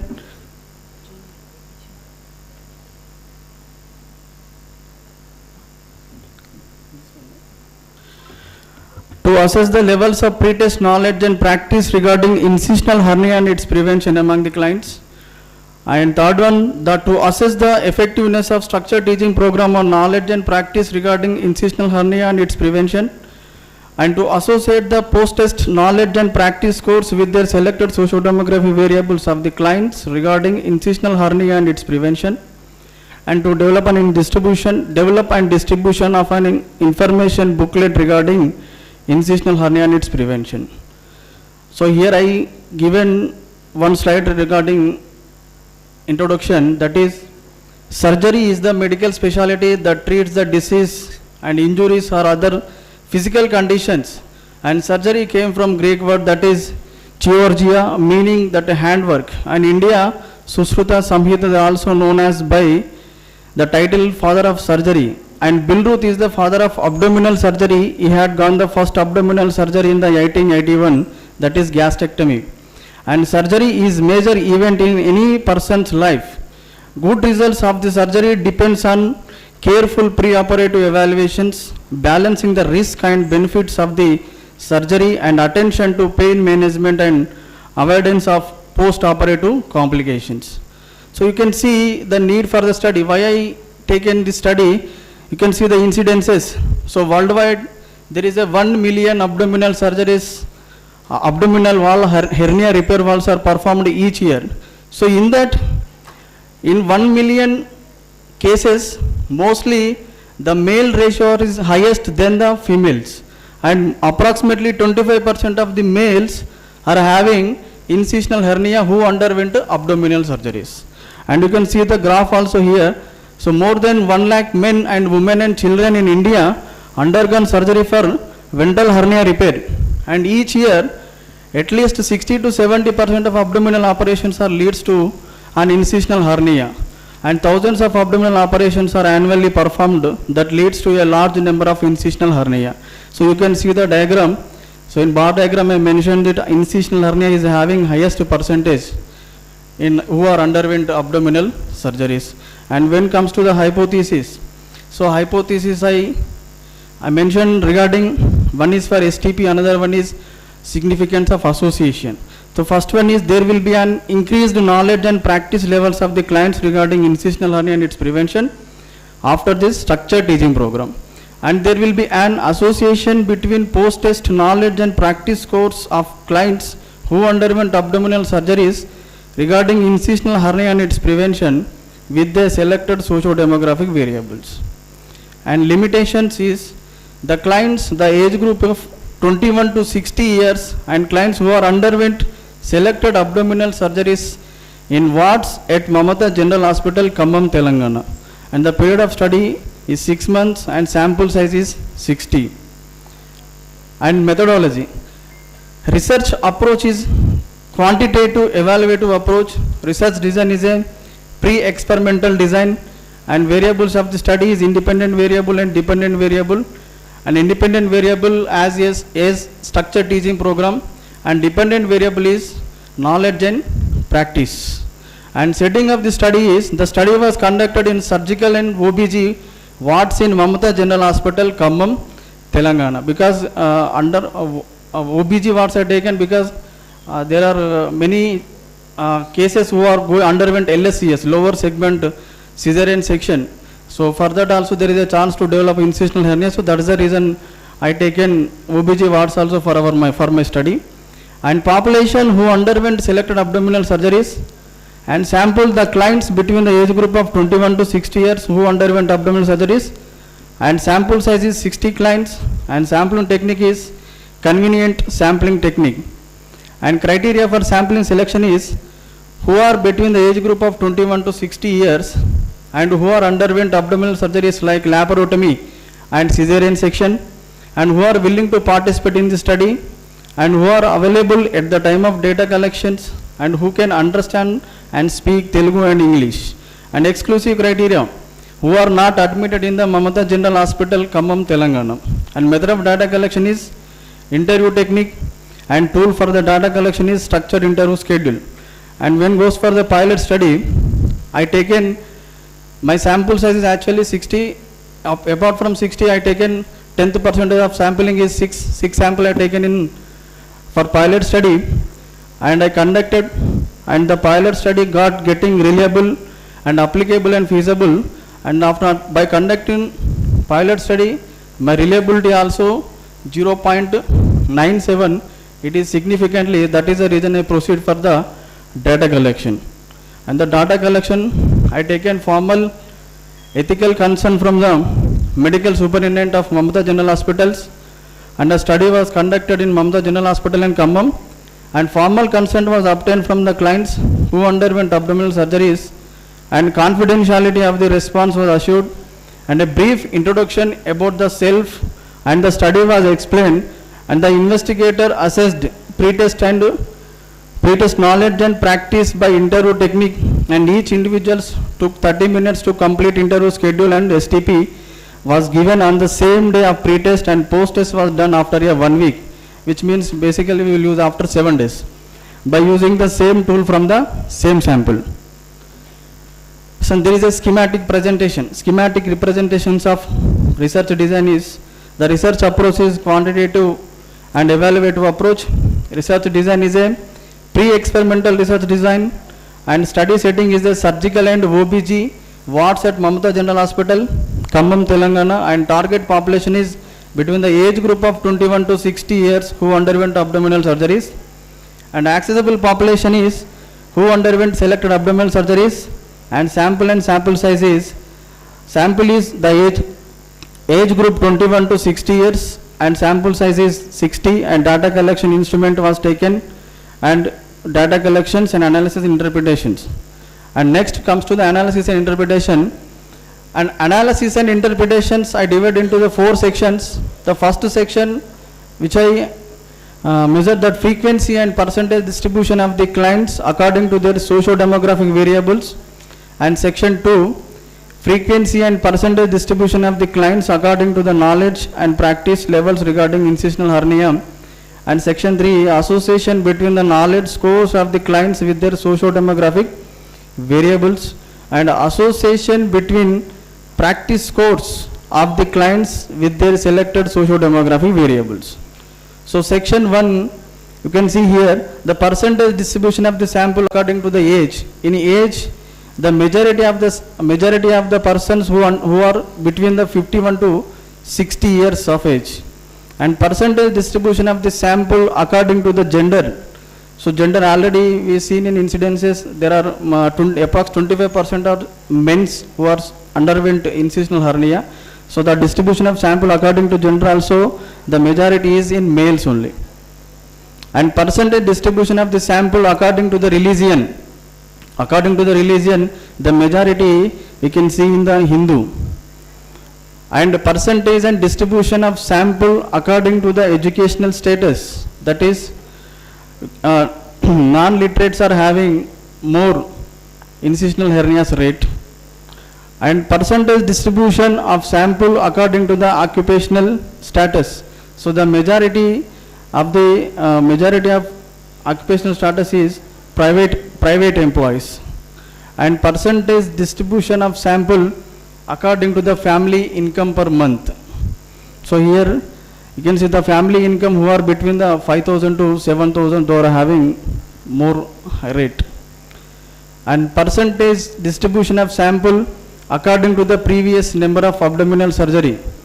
So previous number of abdominal surgery who underwent already one time, so they are having more chance to get. And percentage and distribution of sample according to the source of information.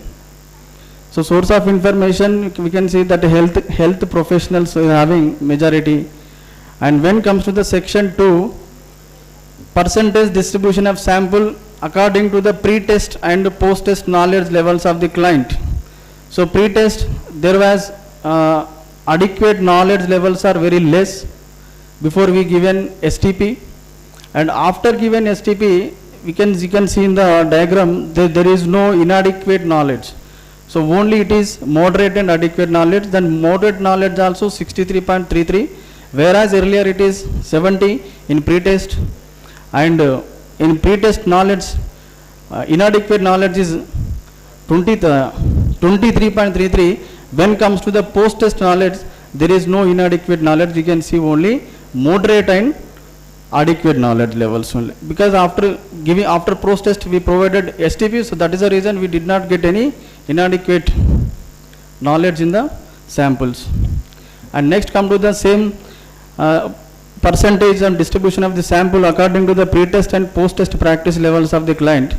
So we same here also, before giving practice checklist, so they are having poor practice is there in 16.7%, but after giving practice checklist and all this thing STP, so there was improved and there is no poor practice, only we can see in the fair practice and good practice. That is, fair practice is 82% and good practice is 18%. And next, section 3, effectiveness of structured teaching program on knowledge levels regarding incisional hernia and its prevention. So pre-test mean was 10.65 and the standard deviation is 2.99, and post-test 15.85 and the standard deviation is 2.48 I got, and mean differentiation is 5.2. Mean differentiation, the pre-test and post-test I taken, and calculated table t-value, paid to t-test value is 18.7 and it is got significant. And next come to the practice scores. So effectiveness of structured teaching program and practice scores regarding incisional hernia and its prevention. So pre-test is 7.06 and post-test is 9.16 and standard deviation is 1.67 and post-test is 1.17. The mean differentiation is 0.5 and table t value is paired t-test is paired value is 25.1, it is significant. And when comes to the association between the post-test knowledge and practice scores with their selected socioeconomic variables, so here I mentioned only which I got significance. Out of 8 samples I got in knowledge, only 1 sample I got significant, that is previous number of abdominal surgeries. The chi-square value is 6.28, and previous number of abdominal surgeries. When comes to the practice score also same sample I got in significance, and source of information also I got in practice scores. And when comes to the recommendations, a similar study may be conducted in different areas with larger sample with the pre-experimental design, and a similar study can be done in descriptive approach, and educational programs must be conducted in all surgical wards about incisional hernia and its prevention. Similar study can be planned as an experimental study, and similar study can be conducted among the healthcare personnel with the help of structured teaching program. And the study concludes that the STP for who underwent abdominal surgery was very informative, which was revealed by enhancement of knowledge and practice scores, and also the statistical values revealed that there is a significant effectiveness of structured teaching program. Thank you, sir.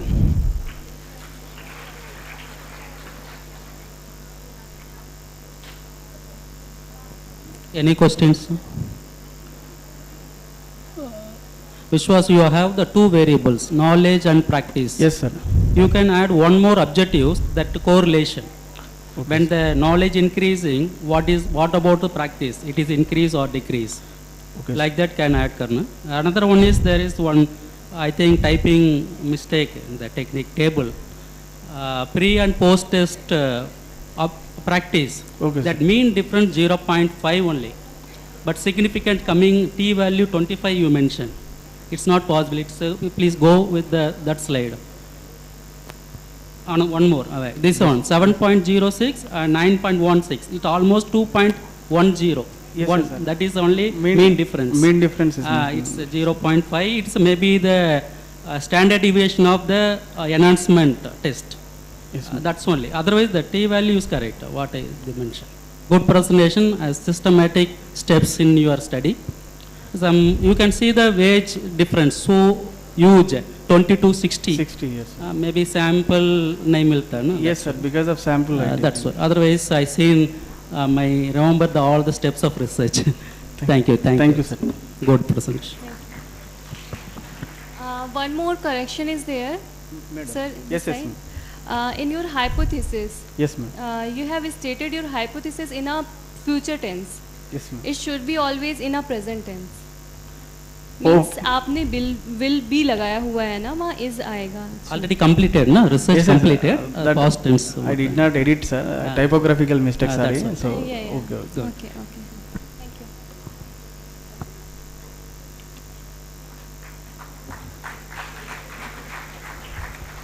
Thank you, sir.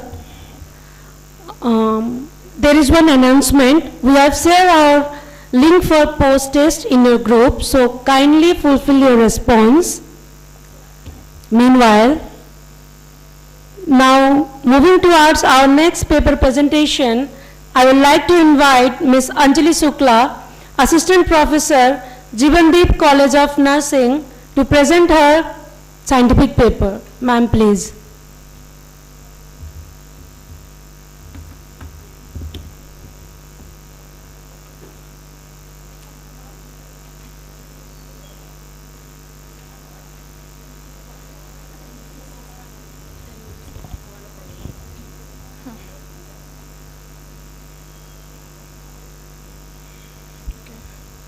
Good afternoon all. Myself Anjali Shukla, Assistant Professor in Jeevandeep Nursing College, Varanasi. Thank you ma'am for giving me a chance for paper presentations. Now I will start.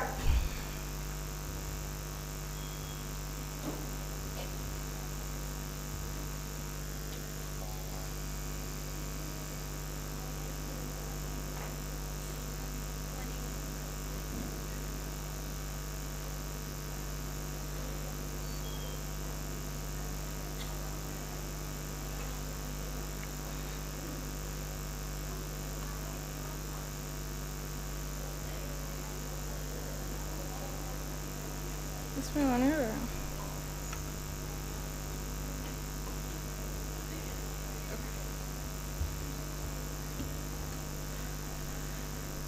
So firstly, I will deal with my problem statement. A study to assess the effect of teaching cum demonstration on knowledge regarding selected aspects of essential newborn care among postnatal mothers admitted in selected hospital, Lucknow. Introduction. In India, most of deliveries happen in homes under the watchful eyes of elders or TBA. The care of newborns received depends a lot on the knowledge of the mother. The primary gravid mothers are supposed to be lacking in knowledge, practices of newborn care. It is believed that mothers were the first nurse who take care and met the primary needs of the newborn babies during wellness and illness. Essential newborn care is a set of recommendations designed to improve the health of the newborns through interventions, preconceptions during pregnancy and postnatally. It includes thermoregulations, clean delivery, cot care, and initiations of breastfeeding with immunizations and eye care, recognitions of danger signs, and care of preterm or low birth weight baby. Essential newborn care is care that every newborn baby needs regardless of where it is born. ENC should be applied immediately after the baby is born and continued for at least the first 7 days after birth. Many ENC interventions are simple and can be provided by a SBA or CHW or TBA or by a family member supporting the mother in a health facilities or at home. Now research objective is, first one is assess the pre-existing knowledge regarding selected aspects of essential newborn care among postnatal mothers. Second objective was evaluate the effect of teaching cum demonstration on selected aspects of essential newborn care among postnatal mothers. And third objective was associate the knowledge with selected demographic variable among postnatal mothers. Now there is hypothesis. First hypothesis is there is a significant difference between pre-test and post-test knowledge among postnatal mothers at probability 0.05 level of significance. S2 is there is a significant association between knowledge and selected demographic variable among postnatal mothers at P levels 0.05 level of significance. Now operational definition for ENC according to researcher. Care refers to the care of baby from birth to 4 weeks of age regarding thermoregulations, hygiene, bathing, eye care, umbilical cord care, diaper care, preventions from infections and immunizations just after birth. Variables, first one is independent variable, teaching cum demonstration. Second one is dependent variable, knowledge of selected aspects of essential newborn care. Third one is demographic variables, age, educational qualifications, family, monthly income, type of family, previous knowledge and source of knowledge. My methodology was, first is research approach, quantitative research approach. Research design was pre-experimental, in that one group pre-test, post-test design. Sampling technique was convenience sampling technique, sample size was 30 and I took pilot study sample in ERA Medical College, Lucknow and main study in Balaganj Hospital Maternity Center, Lucknow. Population, postnatal mothers, target population, postnatal mother who was present in selected hospital. Sample, postnatal mothers present in hospital and who was present during the time of data collections and fulfill the inclusion criteria. So this is a result according to demographic variables.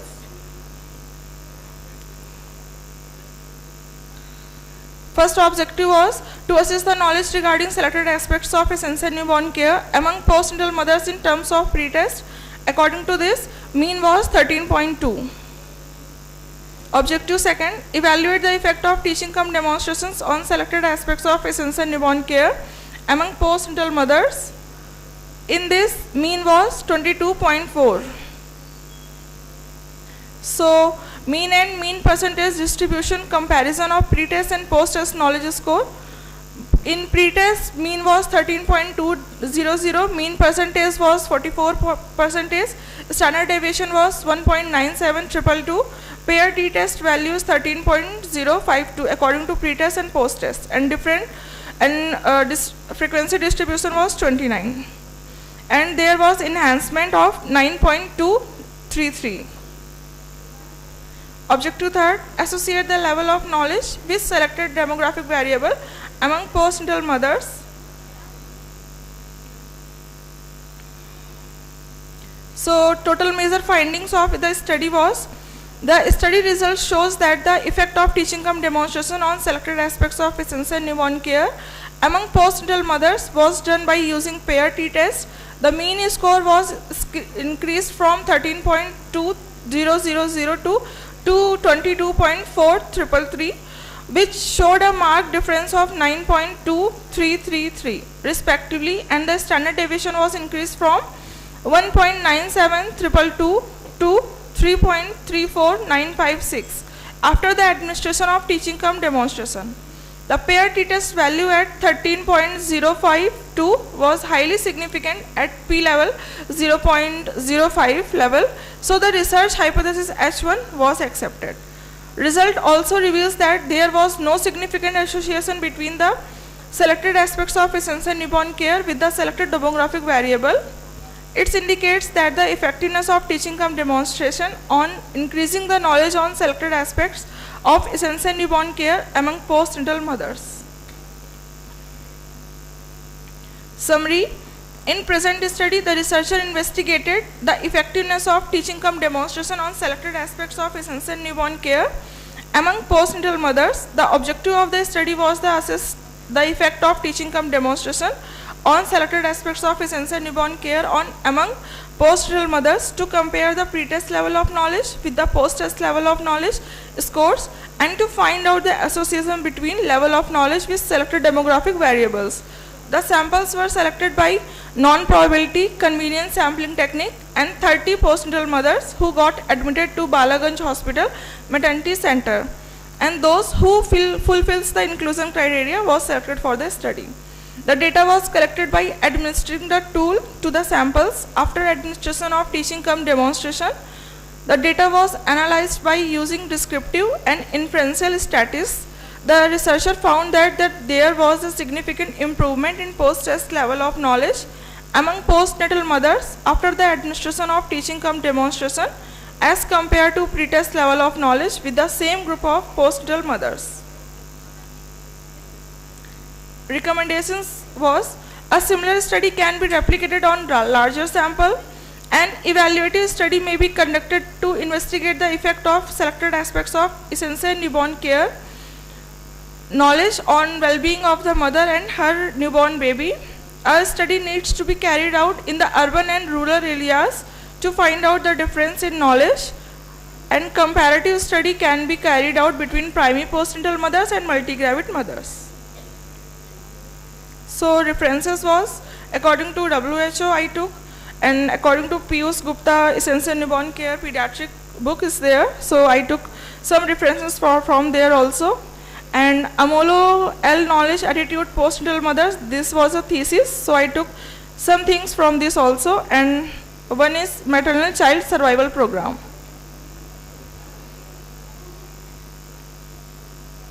Thank you.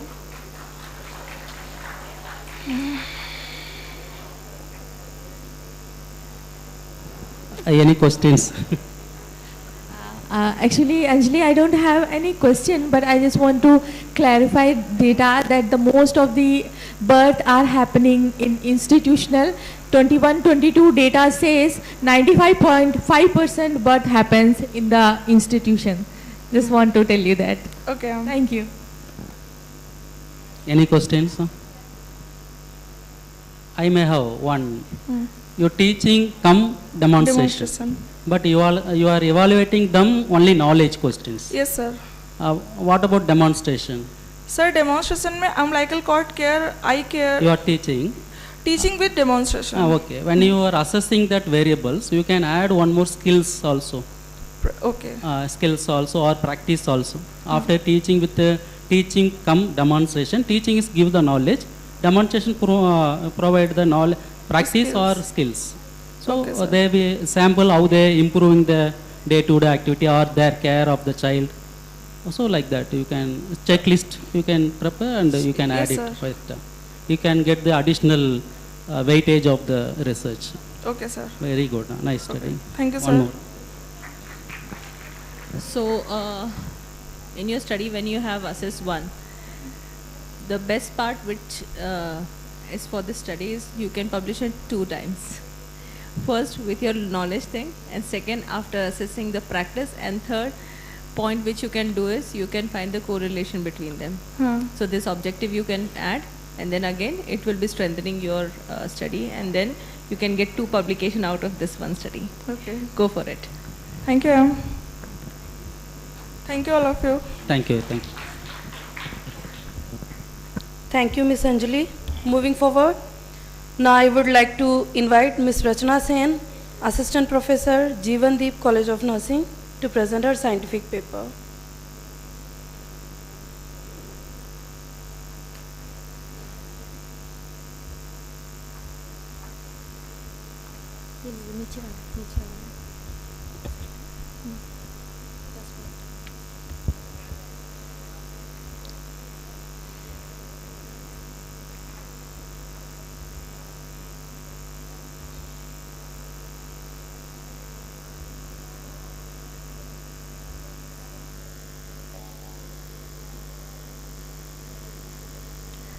A very warm good evening to Director Sir, Principal Ma'am, all dignitaries, and my dear students and Assistant Professor of Jeevan Deep Institute and Paramedical Science, Bhadoi, Varanasi, Department of Obstetrics and Gynecology. Today I will present my research presentation.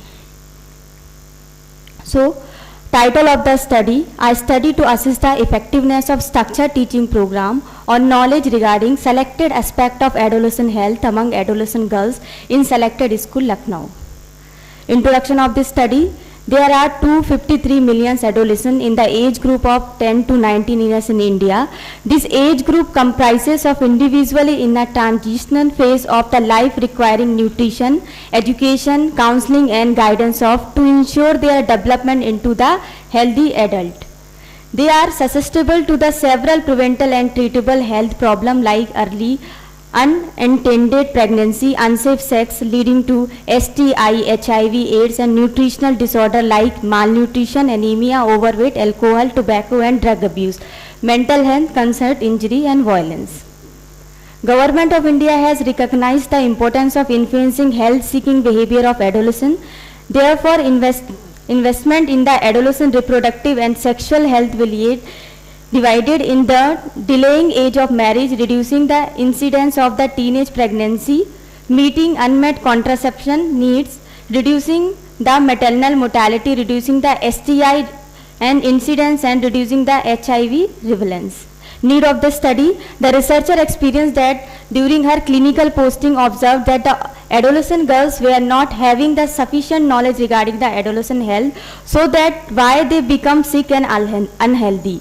Globally, 1 lakh adolescent girls dies every year before they reach the age of 20 years. Of these deaths, 30% occur due to the unhygienic menstruation, 10% death occur due to the unadopted puberty changes, 20% death occur due to the early pregnancy in the adolescent period. The aims of the study will be assess the level of practice of knowledge and associate factor of the adolescent health. Several studies too showed that every year girls do not know how to take care of herself. It will lead to the increased adolescent mortality and morbidity rate.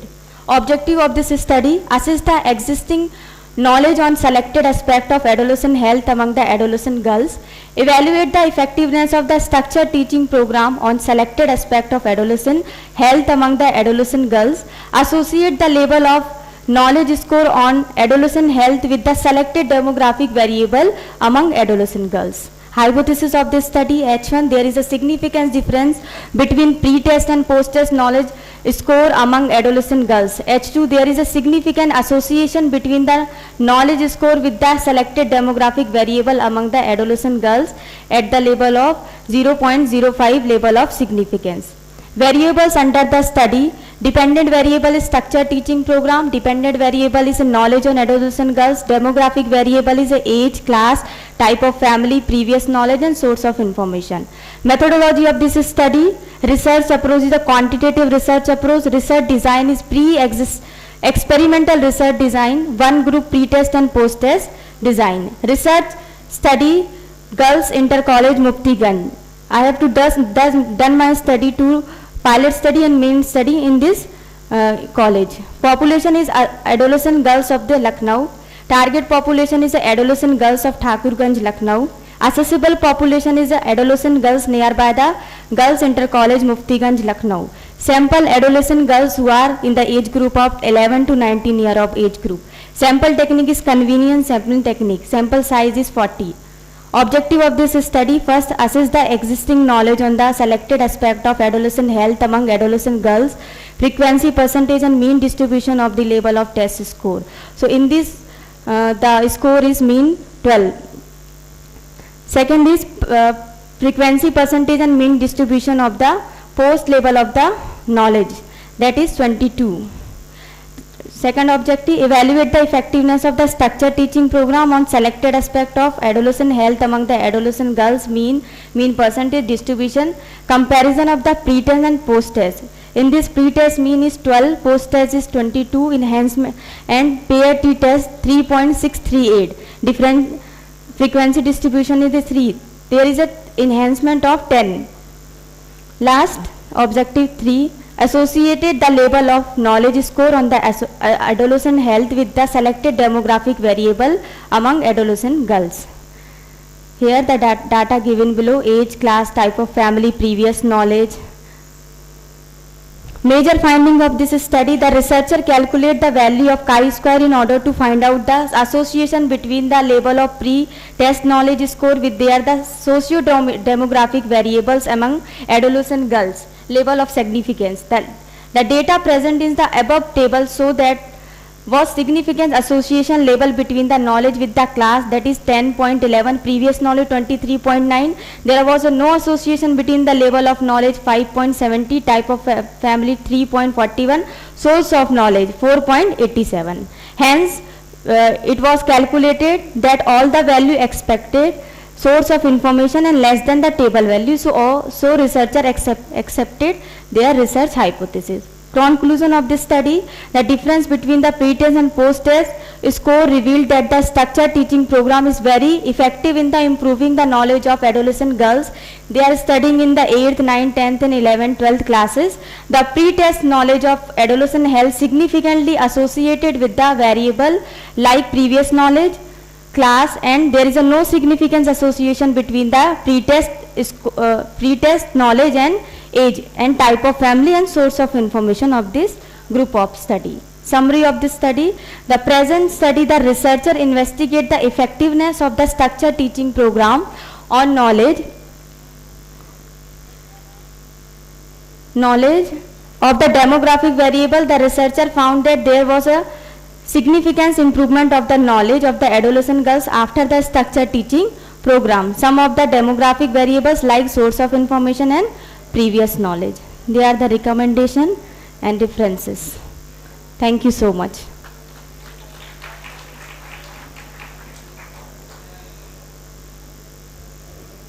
There is any doubt? No. Okay, thank you. Thank you all of you. Thank you. Thank you.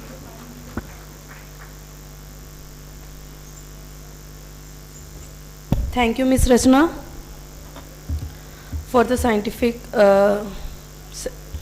paper presentation.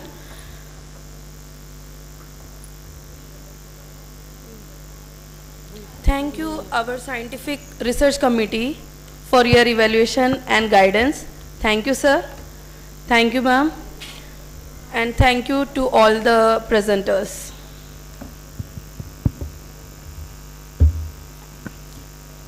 You don't have to be great to start, but you have to start to be a great. As every individual needs and of course desire appreciation to move forward. So we are moving towards our valedictory session, and I request our Director Sir, Mr. R.K. Bajpai Sir, and Principal Ma'am, Professor Dr. Archana Chauhan Ma'am, to come to the stage to present memento and certificate to our respected speakers. Sir and Ma'am, please.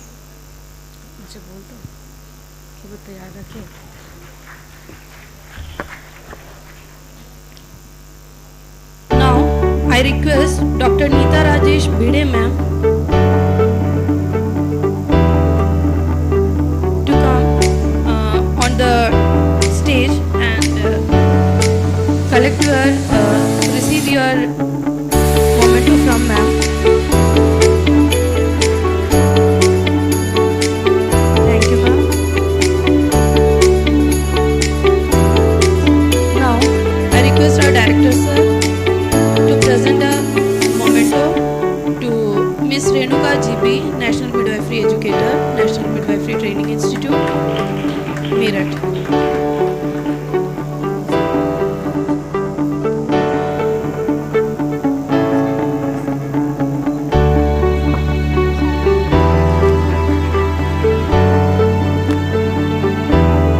Thank you, ma'am. Now I request Mrs. Nima Bhaskar, ma'am, Vice Principal, College of Nursing, Ayodhya, to come to the stage to receive memento and certificate from our Director Sir and Principal, ma'am.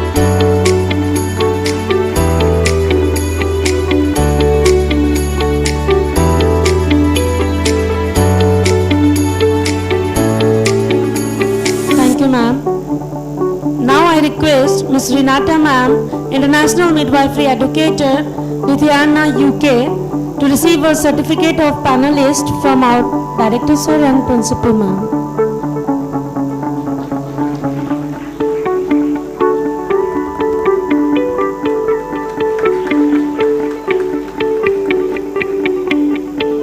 Now I request Miss Ruxana Khatun ma'am to come on the stage and collect your certificate and memento from sir and ma'am.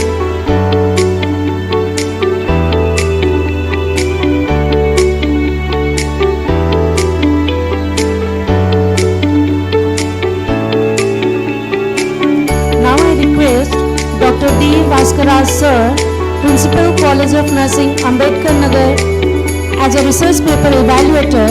In spite of his busy schedule, he came from a very long distance for us. Thank you, sir.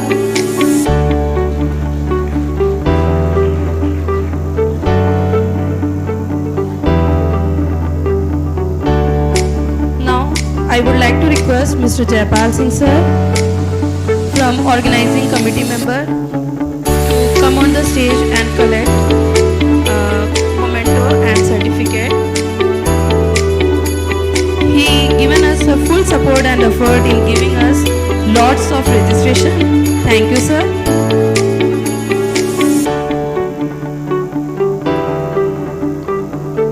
I would like to thank social media team of Directorate General of Medical Education and Training Uttar Pradesh. They cover us for 3 days and we are heartily thankful to them for helping us to make this event successful one. I would like to request representative of social media team of Directorate General of Medical Education and Training Uttar Pradesh. We have Dr. Aman Chaturvedi sir here to receive a memento.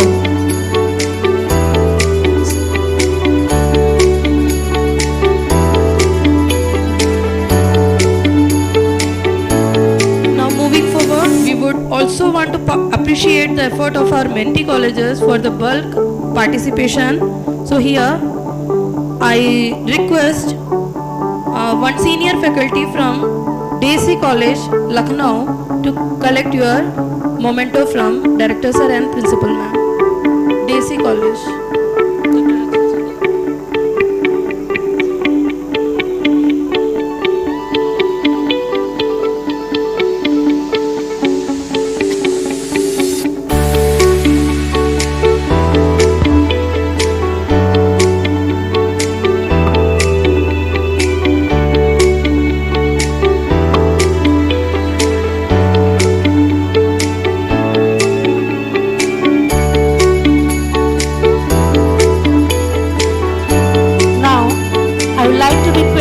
one of the senior faculty from Indian Institute of Medical Science, Ayodhya, to come to the stage and receive the memento from Sir and Ma'am.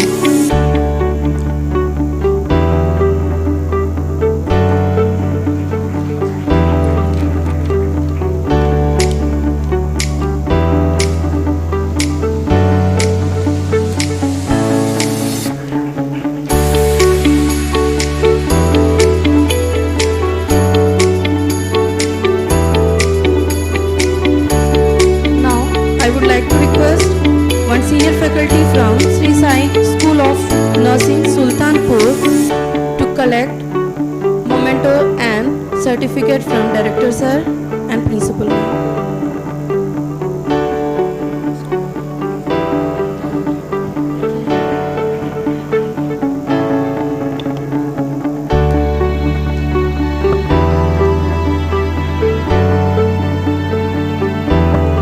Now, I would like to request one of the senior faculty from Jibandeep Badoi to come to the stage to receive a memento and certificate from Sir and Ma'am.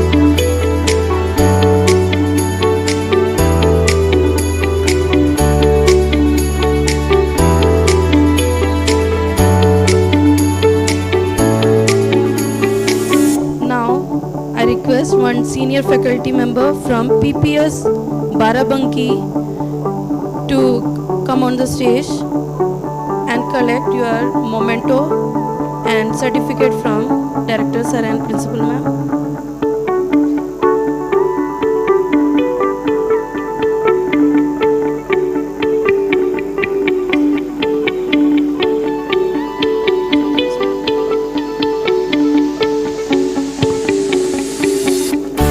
Now, I would like to request one of the senior faculty from Jyoti Hospital and Nursing College to receive a memento from Sir and Ma'am.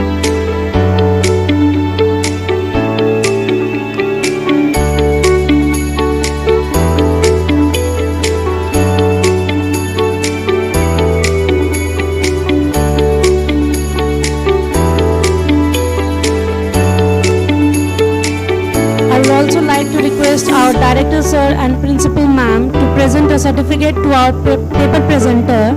So I would like to request Anjali Sukla Ma'am to come to the stage to receive her certificate.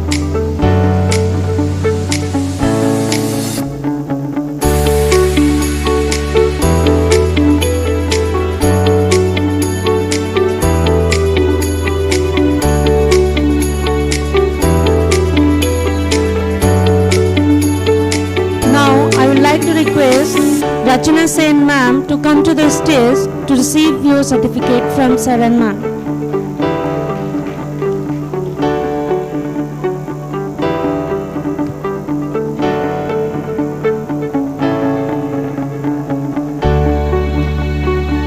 Now, I request Ms. Sushmita Chaudhary Ma'am to come on the stage and receive certificate from Director Sir and Principal Ma'am.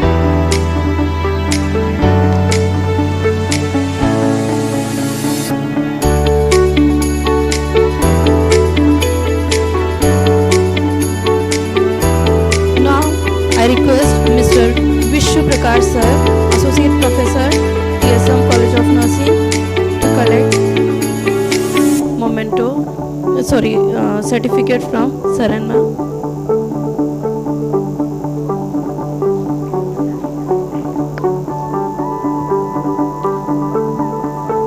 With this, we came to the end of our valedictory session. So thank you, Director Sir and Principal Ma'am. Thank you very much.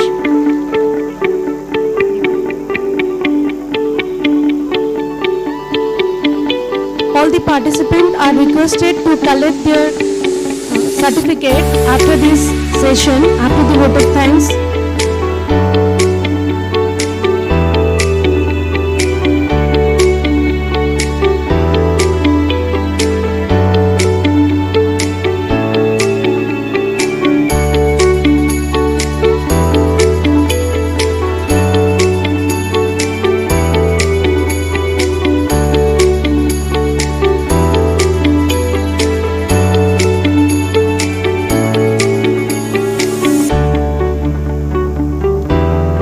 Continuing with our valedictory session, I would like to request our Principal Ma'am, Dr. Archana Chauhan Ma'am, to come to the stage to present a memento to our conference committee.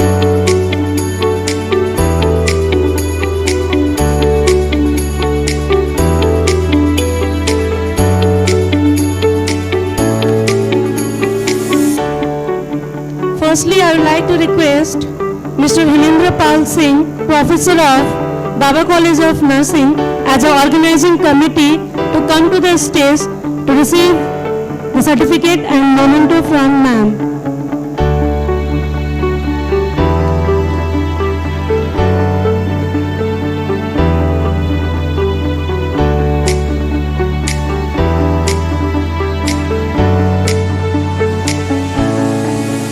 Now, I would like to call upon Mrs. Manila Bibin, ma'am, Assistant Professor, Baba College of Nursing, as an organizing committee member to receive a memento from ma'am.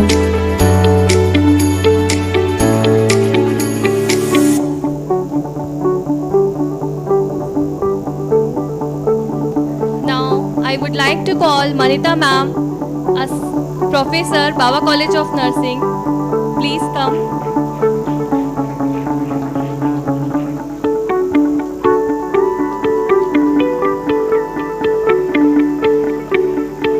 Now, I request Mr. Abhishek Damania sir from Registration Committee to come and receive memento from our principal ma'am.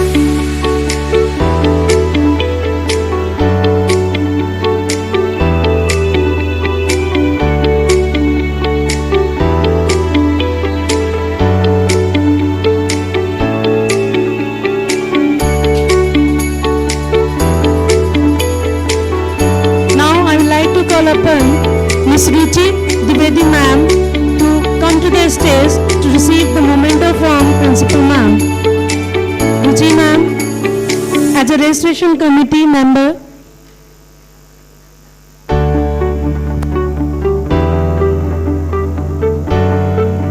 Now, I request Mrs. Durba Ganguly ma'am from Registration Committee.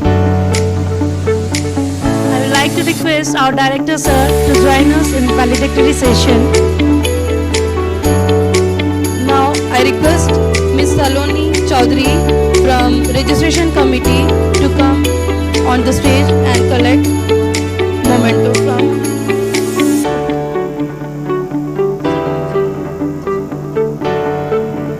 Now, from Scientific Research Committee, I request Mr. Nitin sir to come on the stage and collect your memento from Director sir and ma'am.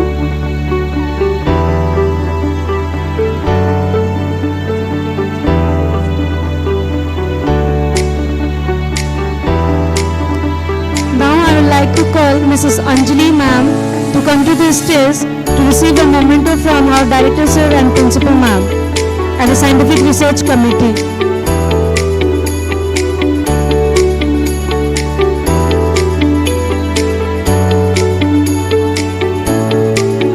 Now, I request Mr. Gagan Verma sir from Scientific Research Committee to come on the stage and collect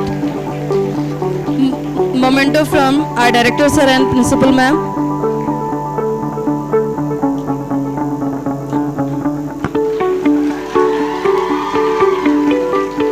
Now I would like to call Mr. Anku sir from Transport and Accommodation Committee to come to the stage to receive a memento from our director sir and principal ma'am.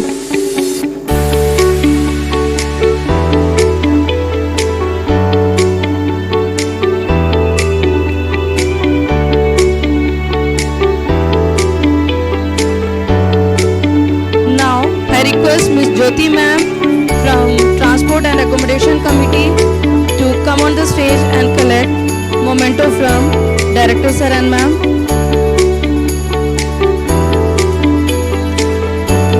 Now, I request Mrs. Pooja Tiwari ma'am from Transport and Accommodation Committee to receive. Now, Mr. Ampika sir from Catering Committee to I request him to come and collect memento from director sir and principal ma'am. Now I would like to call Ms. Bemita ma'am to come to the stage as a catering team committee to receive a memento from our director sir and ma'am, principal ma'am.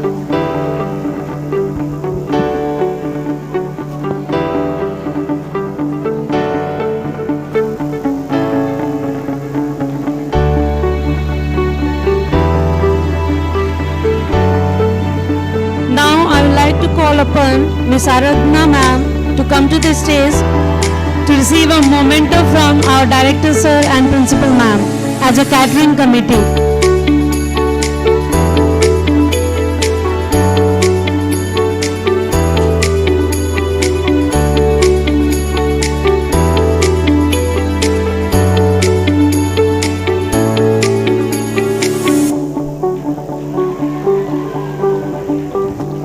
Now I request Mrs. Anshika Nandan from Cultural Committee to come on the stage and receive memento from Director Sir and Principal Ma'am.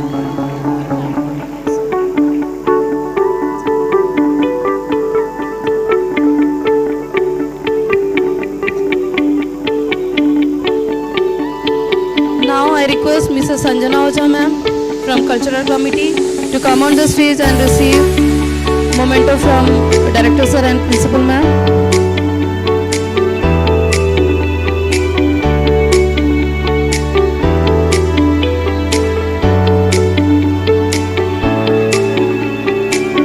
Now I would like to request Ms. Anusika ma'am to come to the stage and receive a memento from our director sir and principal ma'am as a cultural committee member.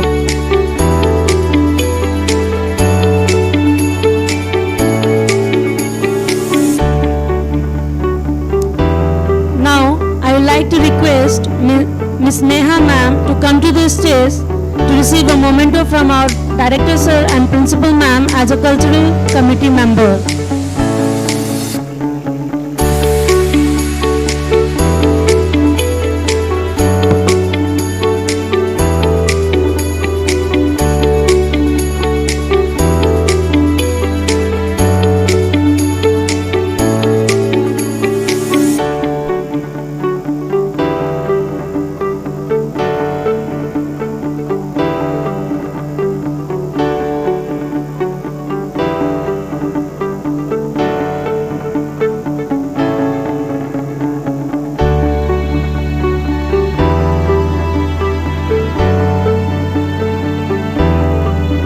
Thank you, sir and ma'am. Thank you so much.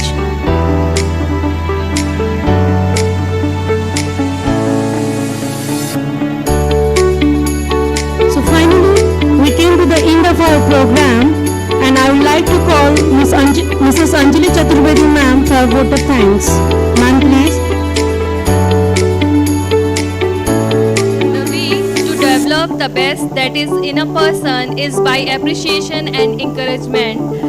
So with this quote, a very warm good evening to all of you, and thank you Baba College of Nursing for giving this opportunity to me, and I deem it a great honor and privilege to propose the vote of thanks on this auspicious occasion. So first of all, start by giving glory to the Almighty God for making our 3 days event as a resounding success. I stand here today as a proud and grateful faculty to express my heartfelt thanks to all those who have made this event possible. Firstly, I would like to start by thanking the patron of Baba Educational Society, our director, Mr. R.K. Bajpai sir, who have always been supportive of our initiatives and encouraged us to strive for excellence. So a big hand together for our director sir. Thank you sir. Now I would like to express my sincere thanks to our esteemed principal Dr. Archana Chauhan ma'am for expertly organizing and leading this memorable occasion with such efficiency, and we are truly grateful for your leadership and management. Thank you ma'am. I would like to express my appreciation to our chief guest Mr. Alok Kumar, IAS Principal Secretary Medical Education, Uttar Pradesh. Your blessings has added an extra spark to this event and made it even more special. I would like to propose a vote of thanks to our guest of honor, Dr. Alok Kumar sir, Secretary, Registrar UP State Medical Faculty, for giving his valuable presence. Our deepest gratitude to our esteemed guest of honor, Ashok Kumar Visnoi sir, Professor, Dean Nursing Faculty, Atal Bihari Vajpayee Medical University, for gracing our event with your presence. So thank you, sir.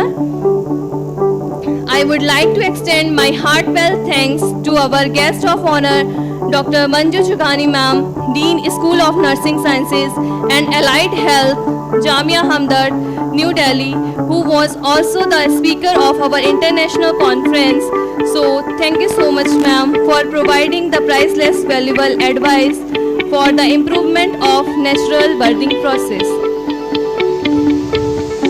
I would like to extend my gratitude to our esteemed guest of honor, Dr. Usha Okande ma'am, Director Education, Cermex Nursing College, Indore, Madhya Pradesh, and she is also a speaker who have given their priceless time and valuable cooperation for enlighten us regarding preparation of the women for natural birthing. So thank you ma'am.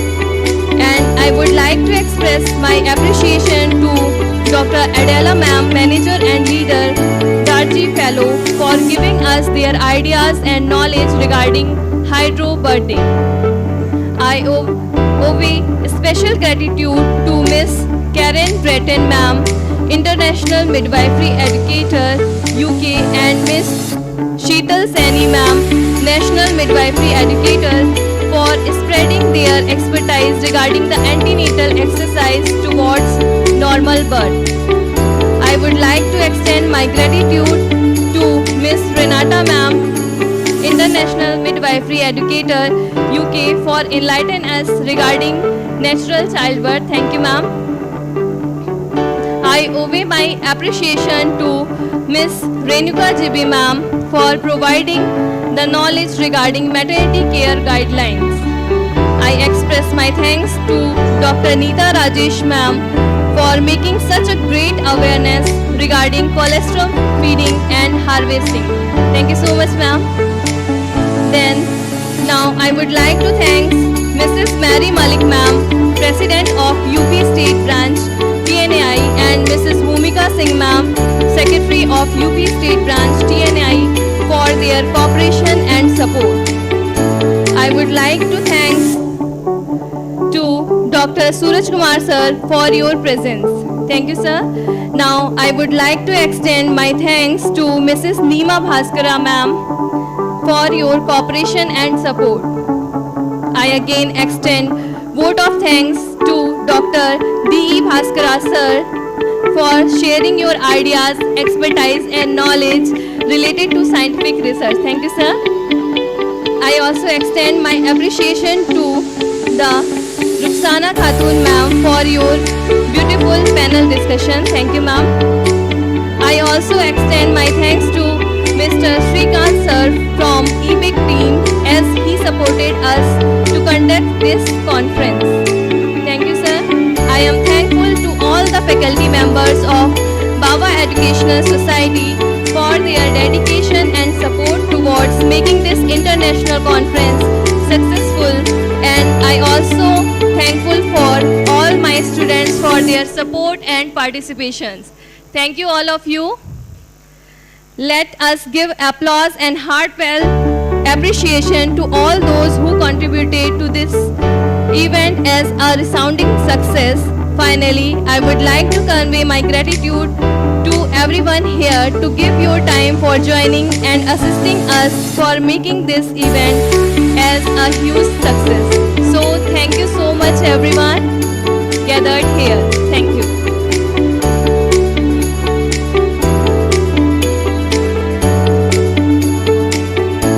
Please stand up, all of you, and ready for national anthem.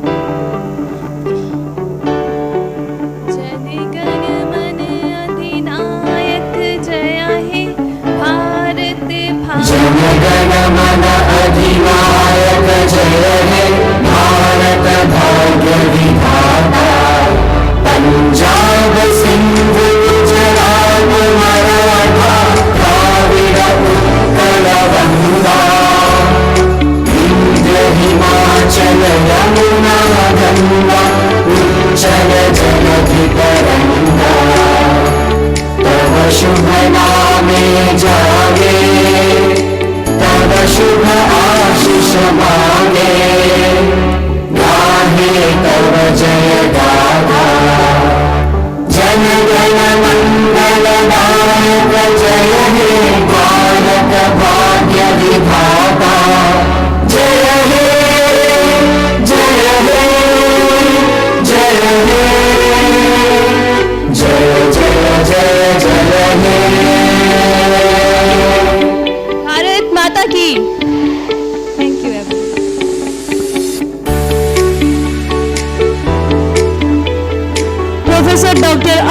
Chauhan ma'am, because of whose effort we are able to taking up this challenging topic for our international conference.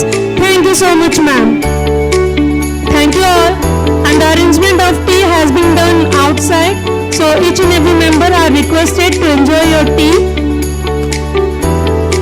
And we are hoping to meeting you again soon in coming days. Thank you.